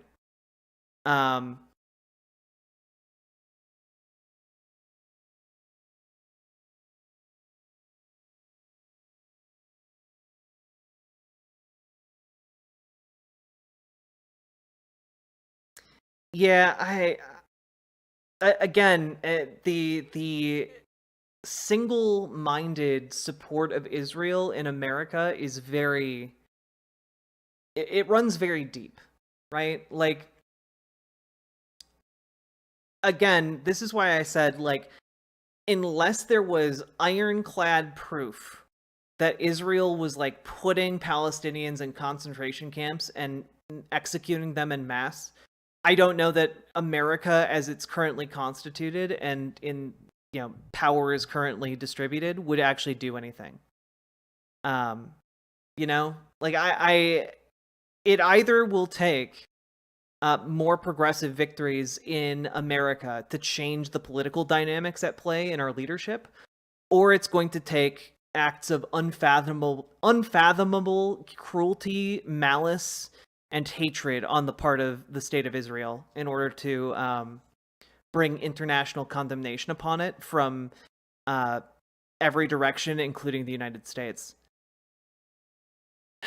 And yeah, free Palestine for the love of God. Like they've got nowhere else to go. It would have been a genocide on the level of the Bosnian genocide for the U.S. to even begin to care. Yeah, exactly, Sophie. Like that's the horrific thing here. Like the only way that this brings about an end to the conflict, and I don't, maybe this is Hamas's intent, but I doubt it, is that this serves as a spark to ignite like a genocidal reign of terror upon Palestinians. You realize Palestinians would support the beheading of you? Well, that's just not true. I know Palestinians who don't support the beheading of me. You know that this is like saying, there are Americans that would support the beheading of you, which, yeah, that's true. There are people in America who want to murder me. Oh, I guess we should kill Americans? Question mark? No, obviously not. There are always going to be bigots everywhere. Shit is silly? 100%. Deeply unserious people.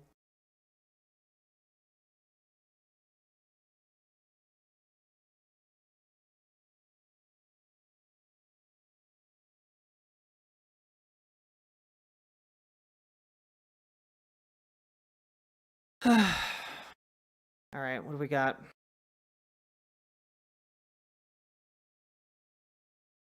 Yeah, I mean, all I really heard from that Biden address was just that nothing about what is happening right now is shifting the U.S. diplomatic stance regarding Israel and Palestine.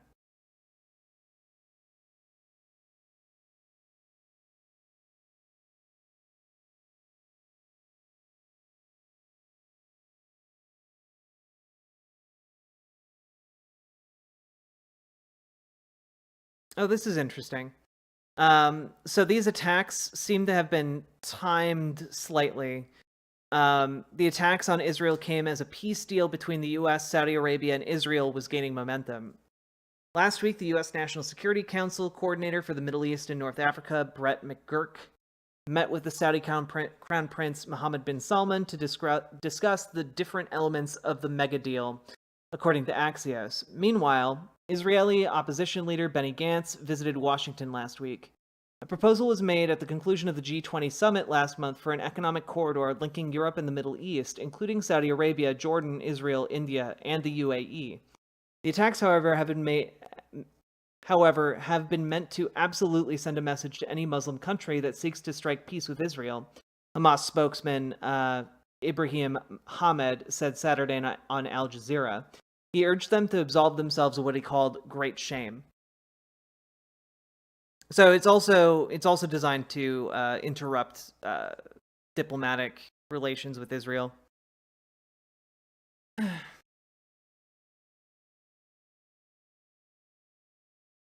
Yeah,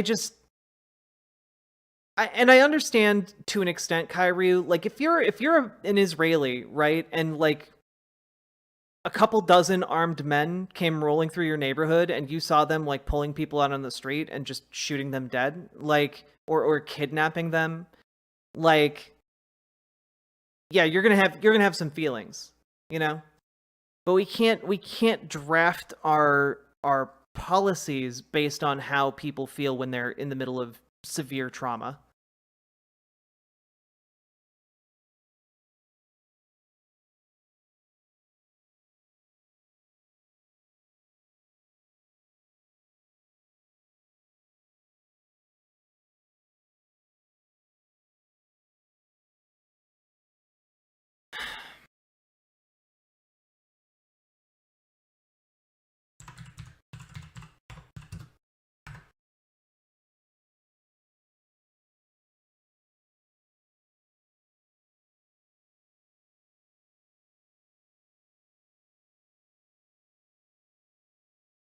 Here's Netanyahu, earlier today, announcing the intent to declare war. אזרחי ישראל, אנחנו במלחמה, לא במבצע, לא בסבבים, במלחמה. הבוקר חמאס פתח במתקפת פתע רצחני נגד מדינת ישראל ונגד אזרחיה. אנחנו בתוך זה משעות הבוקר המוקדמות. כינסתי את ראשי מערכת הביטחון, הנחיתי קודם כל לטהר את היישובים מהמחבלים שחדרו פנימה. הפעולה הזאת מתבצעת בשעות הללו. במקביל הוריתי לבצע גיוס מילואים נרחב ולהשיב מלחמה שערה בעוצמה ובהיקף שהאויב לא הכיר. האויב ישלם מחיר שהוא לא ידע כמותו. אני קורא בינתיים לכל אזרחי ישראל להישמע בקפדנות להנחיות הצבא, להנחיות פיקוד העורף. אנחנו במלחמה ואנחנו ננצח בה. Yeah, again, this has the horrible effect domestically of making him look like a strong and powerful and dependable leader. And I have to say, Benjamin Netanyahu is a evil person. He is bad. He is a fascist. And the fact that this is going to empower him is literally the worst thing for both the people in Israel and also the people in Palestine. Well, that goes without saying. Fascists corrupt as hell.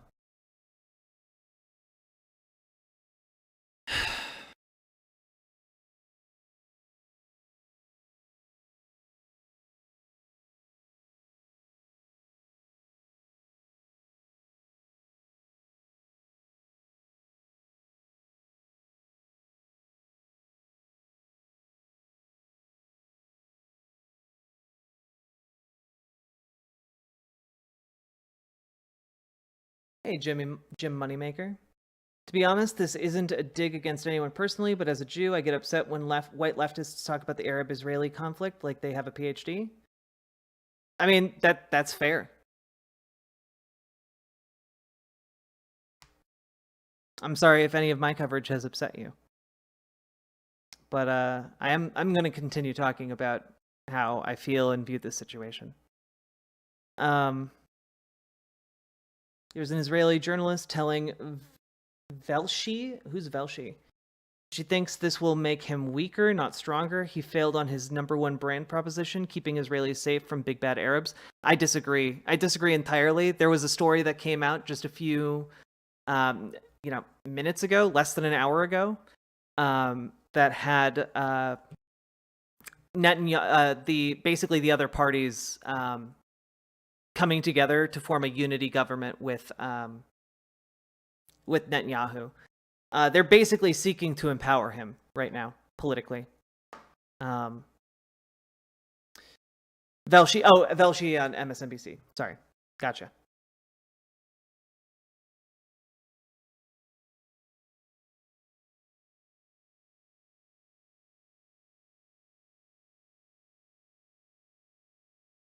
Also, folks, if I may, this may add further helpful context to the issue of Israelis' intel failures. Netanyahu had apparently been dismissing warnings for months by his own generals.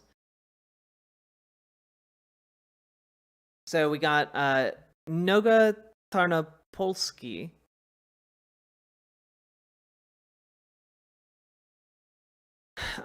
Saying the Israeli army warned Netanyahu for months that his push for government overhaul put Israel at great risk of multi-front attack. He dismissed their warnings by accusing the military of joining the left-wing protesters against him.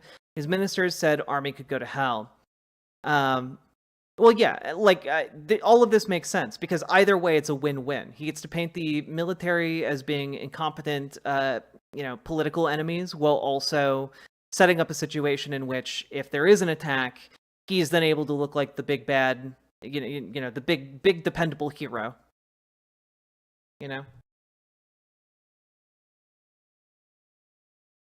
It's a win-win for Netanyahu, frankly.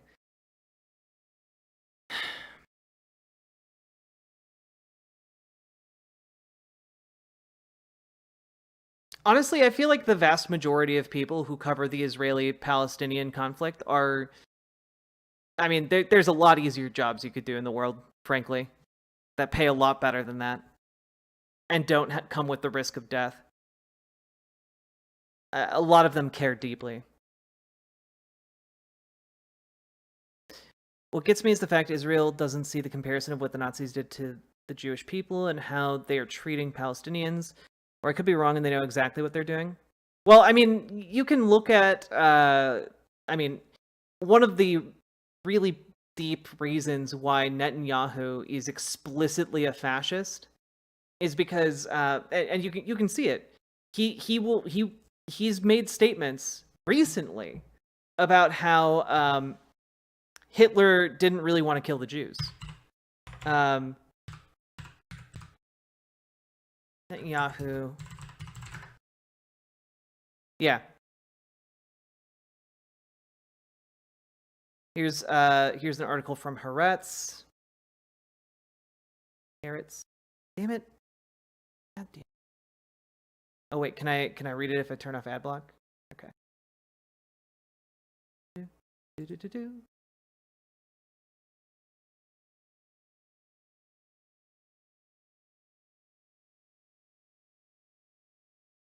What?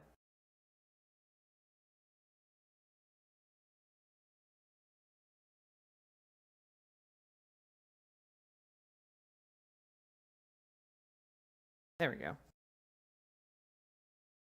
Yeah, Netanyahu, Hitler didn't want to exterminate the Jews. Prime Minister tells World Zionist Congress that Hitler only wanted to expel the Jews, but Jerusalem's Grand Mufti convinced him to exterminate them, a claim that was rejected by most accepted Holocaust scholars, which is a very kind way of saying that Benjamin Netanyahu was engaging in actual Holocaust denial.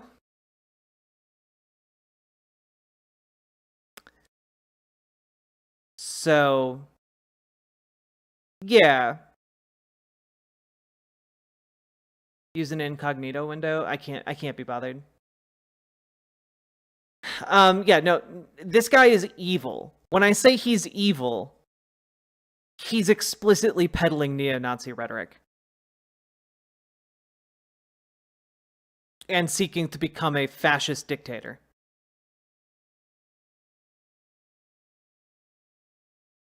My honest take, by the way, Netanyahu might get a boost in the shortest term, but once the full scope of the increasingly verified, it would seem, intel failures come through, I really don't see how this doesn't blow up in his face. I mean, yeah, I think he could get lucky. Not the first time a right-wing strongman got lucky over the past decade or so, sadly, but I guess I'm more hopeful, at least based on what I've been hearing for now, just my 2 cents. I mean, I hope you're right, Ukrainian. What is the status of the judiciary?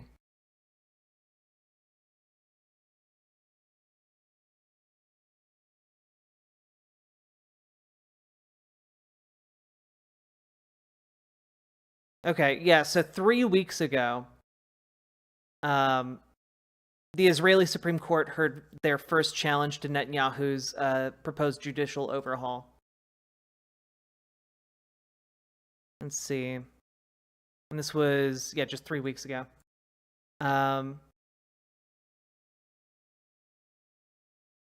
Netanyahu's coalition, a collection of ultranationalist and ultra-religious lawmakers, unveiled the overhaul earlier this year, saying it was necessary to rein in an unelected judiciary they believed wields too much power.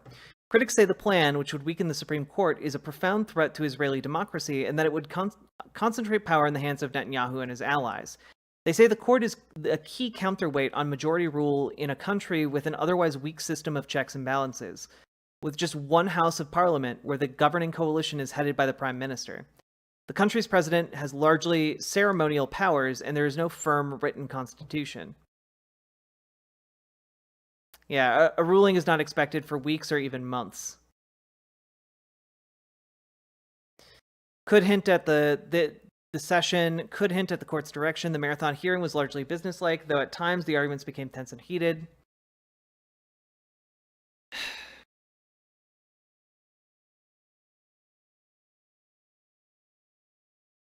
Netanyahu has not said whether he would respect a decision by the court to strike down the new law. Again, what we're seeing right now, today, is that other members of the Knesset are coming together.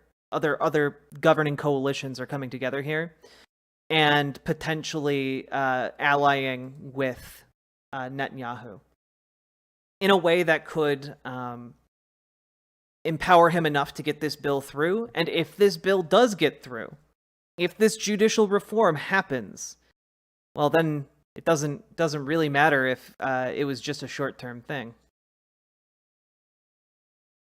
because it's going to become a long-term thing.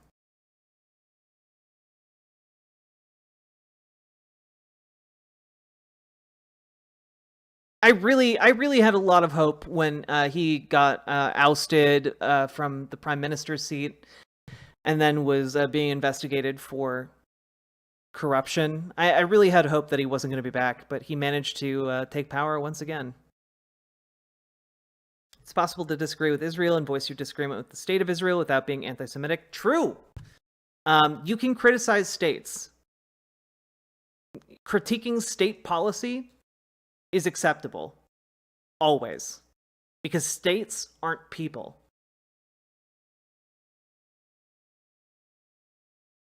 I've been beginning to wonder myself if maybe Netanyahu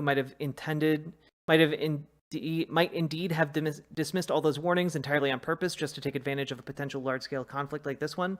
Well, yeah, Ukrainian, that's what I've been saying. You know, like, it could also be that wasn't necessarily the direct intent, but rather like a calculated, well, if that happens, that will be good for me. And in the short term, you know, dismissing the military and its concerns would also be beneficial to me. I think it can both. I think it can be both, you know?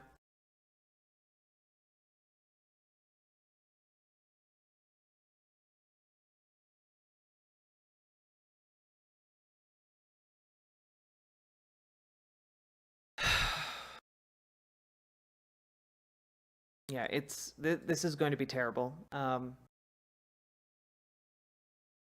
lot of different ways.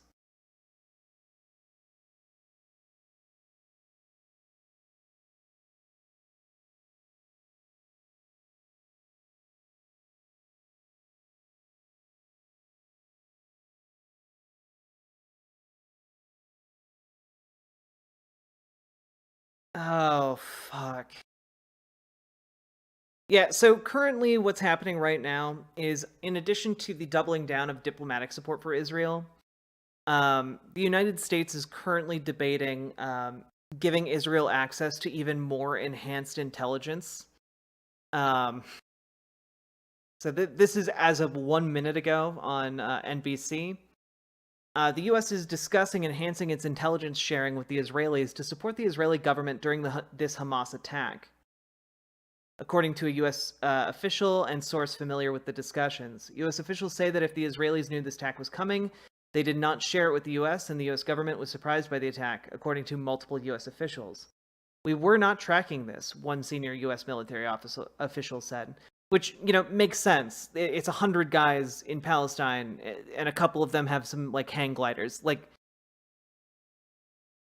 Yeah, you can't always predict that, frankly. The officials said very early assessments are that the timing could be related to the Saudi-Israel normalization becoming more possible. They also say the 50-year anniversary of the Yom Kippur War may have been a factor. Lawmakers have not been briefed in a classified setting. According to a source familiar, there have been unclassified updates for lawmakers.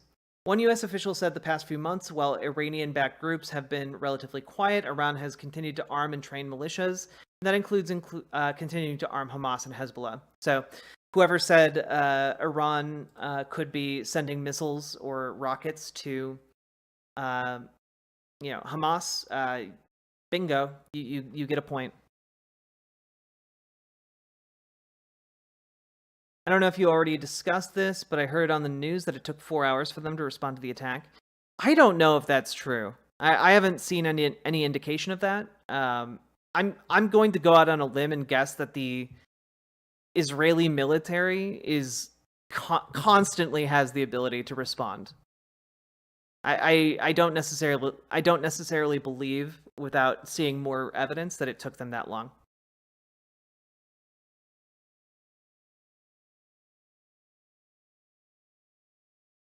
The additional intelligence to Israel could include drones, signals, and satellites, but the officials would not say what is most likely or under active consideration. So, yeah, just what we need. We need to send Israel more tools to spy on people. Just give the burgeoning fascist coalition every tool in our toolkit. We also have another update on the number of Israelis killed so far. Over 200 Israelis were killed in the attack, with another 900 injured. From thousands of rockets, apparently, is the official statement. I don't know why Hamas attacked Israel. Israeli military has a full military. They can respond to the attacks. That's like throwing a rock at a tank. Well, honestly, Mikwawa, they do that too. They throw rocks at tanks. But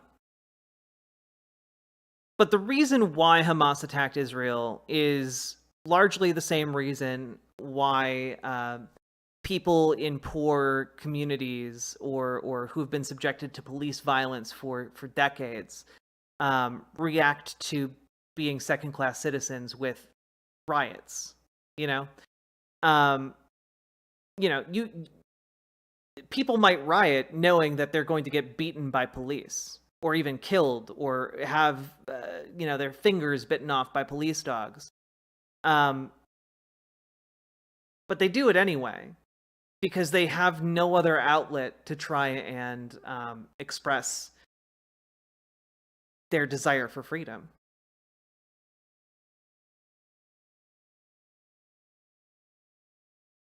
There's literally a Hamas soldier riding some Mad Max paraglider into Israel. Yeah, they also have done attacks with paper lanterns. Floating paper lanterns over the border walls. Again, these are acts of desperation, not they are not acts of a fully equipped and able force, obviously. But they're doing it because they've been slowly being they've been slowly ostracized and killed and oppressed for like the last 80 years. So, you know, when that happens and the average age of a Palestinian is 19 and a half years old, like you're going to get some wild shit. It's going to be terrible.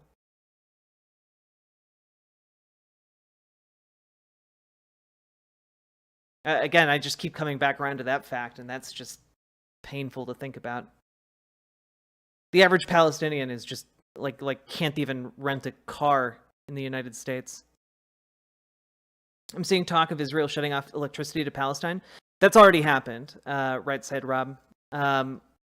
The Israeli government shut off power to Palestine several hours ago, I believe. We went over an interview earlier with the director of the one major hospital in the Gaza Strip, and they were saying basically they can't continue to operate if the power is off for much longer. It's a really horrible situation.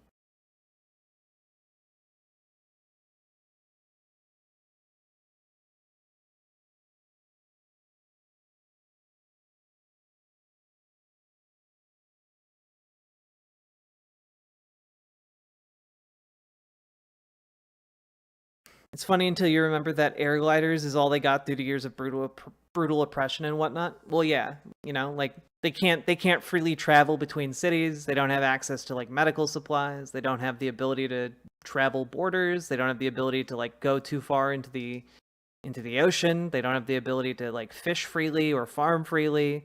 You know, their homes are being bulldozed by illegal settlers, and if they try to speak up about that or protest that, they just get shot by IDF snipers. Like, it's what else can they do?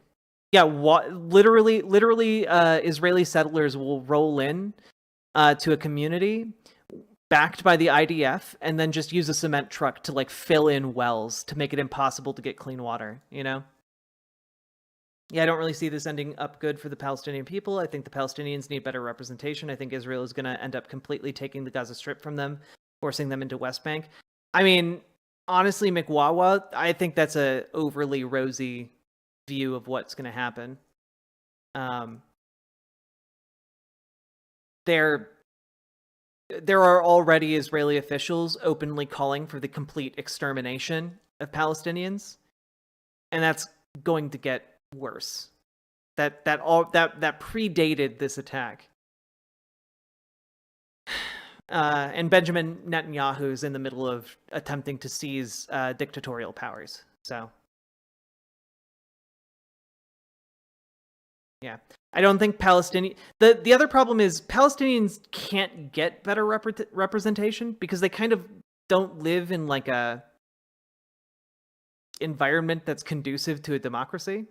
You know, like they are effectively in squalid conditions, hemmed in on all sides, their freedoms severely curtailed, and then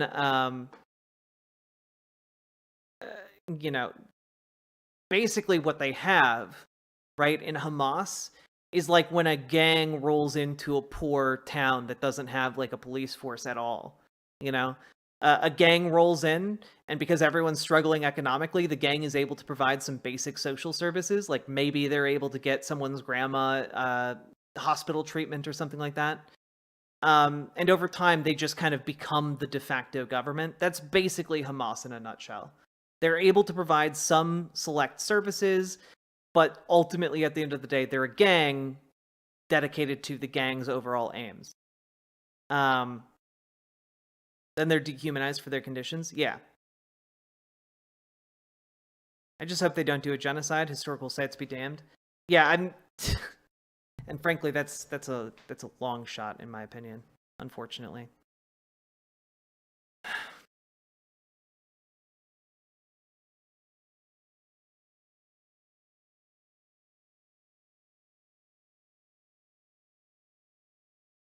This image helped me to understand things.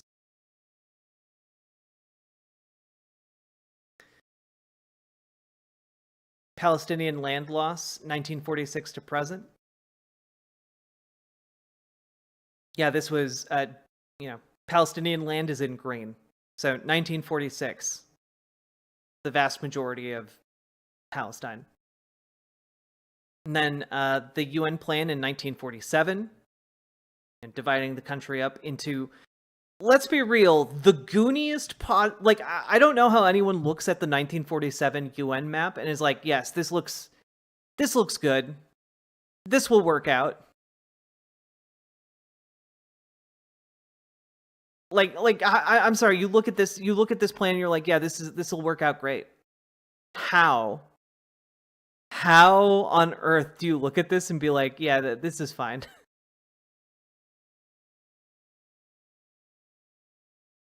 And then you have 1949 to 1967, where you can see kind of the further encroachment here, and the now recognizable Gaza Strip and the West Bank. Or not the West Bank. Yes, West Bank. Yes? Yes, West Bank. Well, yeah, no, like, the idea of Jerusalem as an international city, I think is still good. That's still a good idea, you know? Splitting the city in two, I think that's fine, actually. It's like the splitting of Israel into like two separate land masses that are that's divided by Palestinian land. That this makes no sense to me. But then you have the much greater incursion, 1949 to 1967. And then you have today, where the Gaza Strip is even smaller, and the West Bank is just completely, like, obliterated and slowly being gobbled up. Everyone had severe lead brain. That's true. You just know whoever drew the 1947 plan had Habsburg jaw. It's true. It's true. Yeah, it's all split up by biblical sites and lands, which isn't really a great way to split up territory, just generally speaking.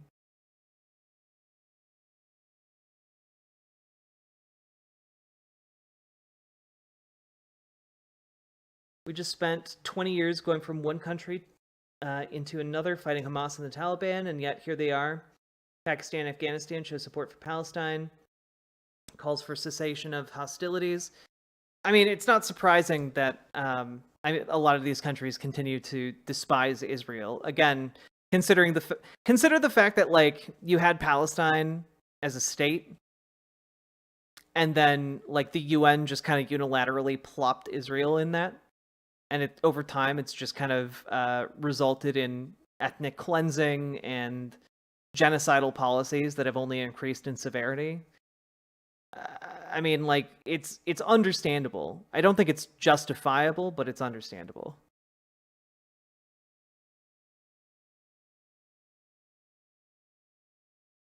Yeah, the Nakba is like one of the greatest crimes of like the 1900s.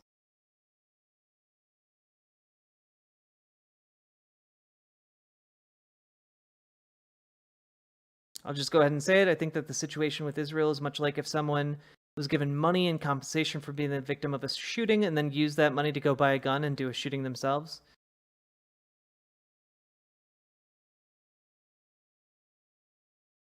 Jerusalem got occupied in 1967, and that's when the city was divided into east and west. Yeah.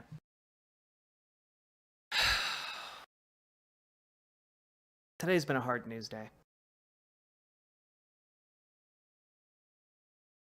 Thanks for being here, chat.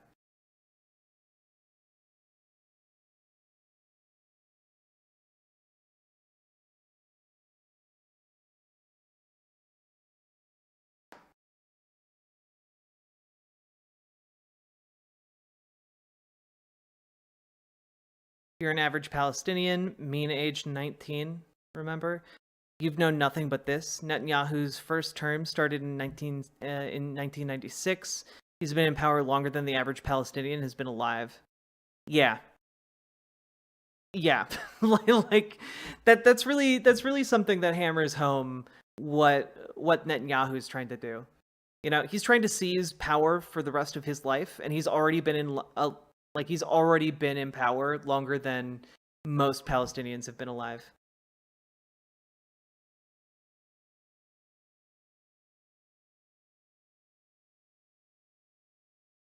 Also, you know how people came in here and were like, "Hey, you know, Palestinians would like to cut your head off, right?" You guys know that type of rhetoric doesn't work on me. There are people who come into my chat every day to call me like a fag who should burn in hell. Like, yeah, I'm well aware that there are people everywhere who would like to murder gay people. That's not new information.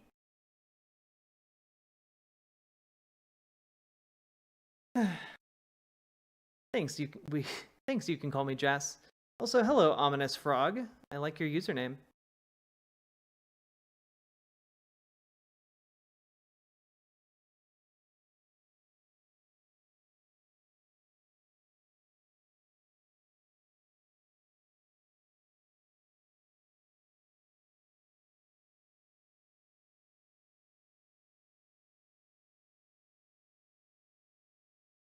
I've been on the verge of crying for a while now. You know, let it out. This is worth crying over. I have a folder full of books on the Israel-Palestine conflict. Yeah. Irked over there, armed with a gun. Hey, Rakusan Dragon. Apparently some towns that had IDF present mysteriously had none as civilians were being attacked. Yeah, not to be too conspiratorial here, but like, there's a decent chance that Netanyahu knew that this was going to happen and allowed it to happen specifically to further his fascistic aims.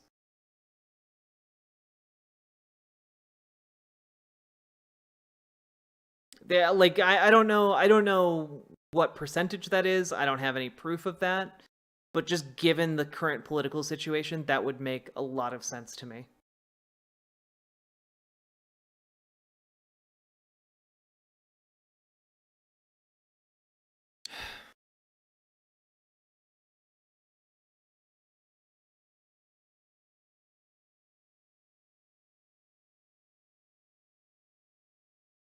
I still can't get over that Netanyahu quote about how he believes Hitler didn't want to kill the Jews.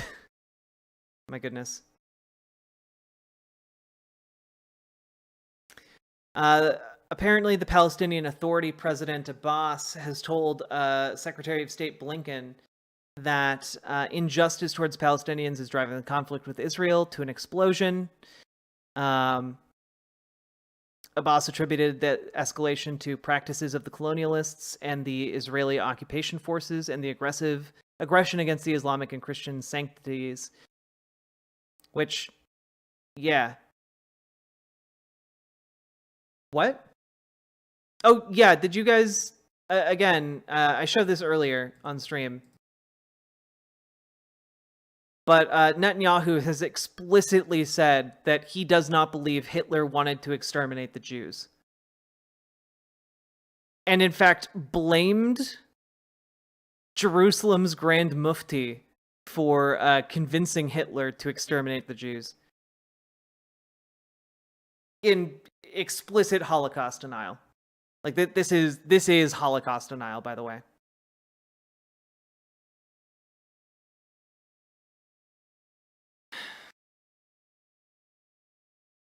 Yeah, Rakusan Dragon, like, seeing people on social media cheering on these attacks when, like, it's literally war crimes and atrocities on both sides.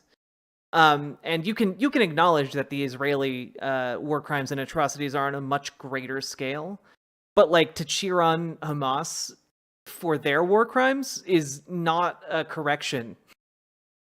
It's like, yay, now both sides are being war crimed. Finally, civilians on both sides will suffer and die. Like, what the fuck's wrong with you? Like, actually, what's wrong with you?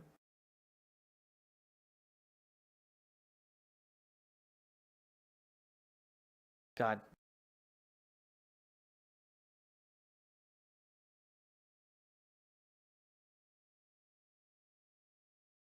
I'd never expect an Israeli to say that. Well, Rakkasan Dragon, Benjamin Netanyahu is a fascist. It's hardly surprising that he uses neo-Nazi rhetoric. Yeah, there's really no upside to any of this situation, or there's no like clean ending to it either.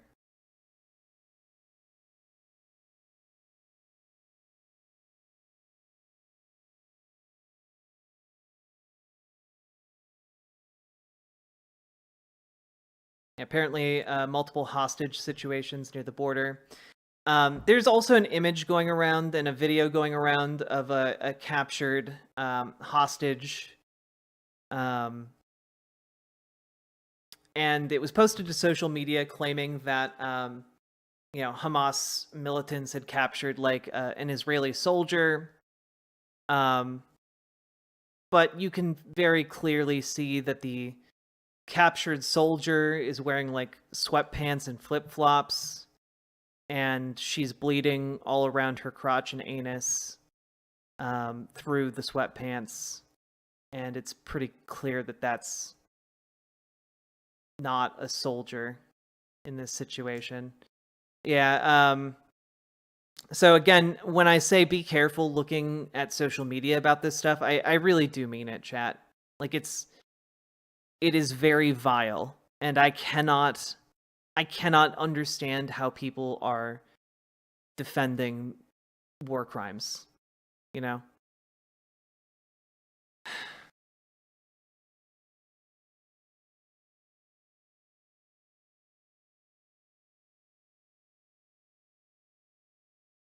It's quite frustrating because I'm seeing IRL activist friends of mine just cheering on and uncritically supporting Hamas, accusing others who say something on behalf, others who say something about this of being anti-liberation. Like, no, Hamas isn't the will of all Palestinians, and it boils my blood seeing a bunch of Western white leftists framing Hamas as the vanguards of the revolution and cheering on the violence while they sit safe at home in the US.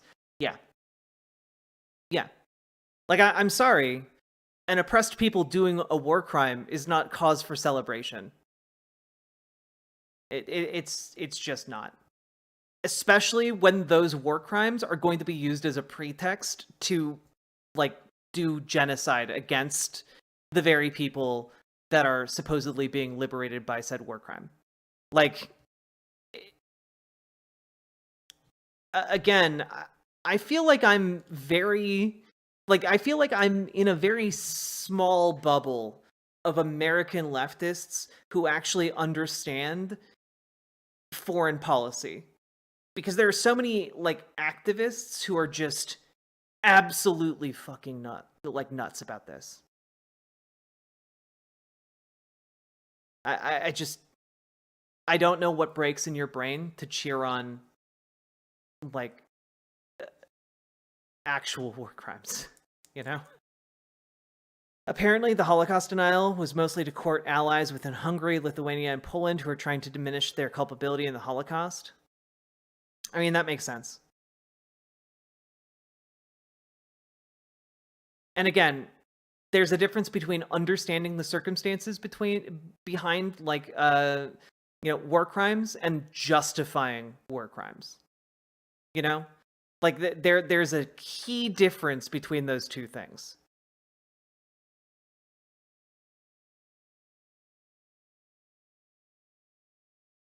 Hamas, for those who don't remember, are the Palestinian wing of the Muslim Brotherhood and supplanted the socialist-tinged liberation movement that came before. It is not good. Hamas was the unfortunate side effect of Israel's apartheid, as they were essentially a power vacuum in the West Bank and Gaza that Hamas instantly filled while instilling a reign of terror on the people. Yeah. Accurate.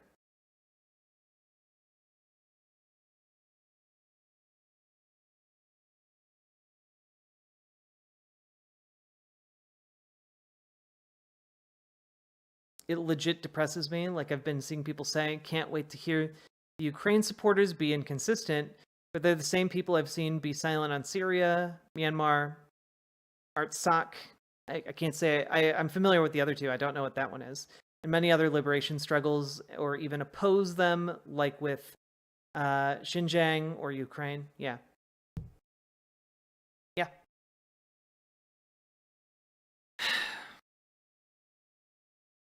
Well, folks, I actually have to go because I wasn't planning on streaming today, but this was too important not to. Artsakh is Nagorno-Karabakh. Gotcha.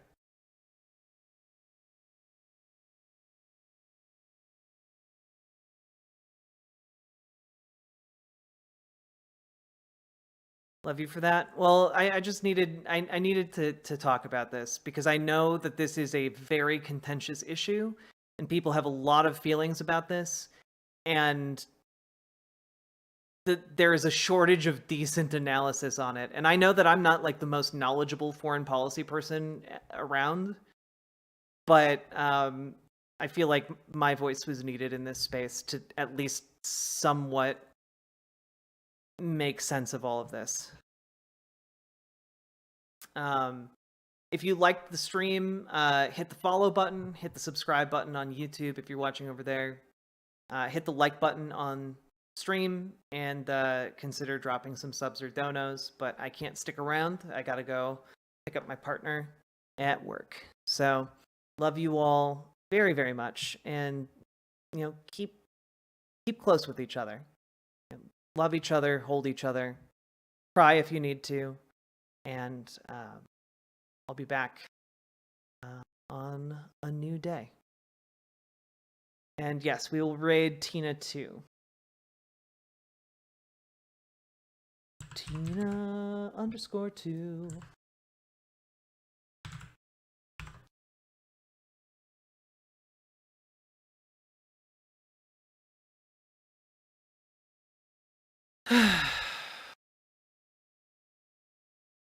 Also, I'm very sick, and I need to sleep and rest. I feel terrible. Bye, everybody.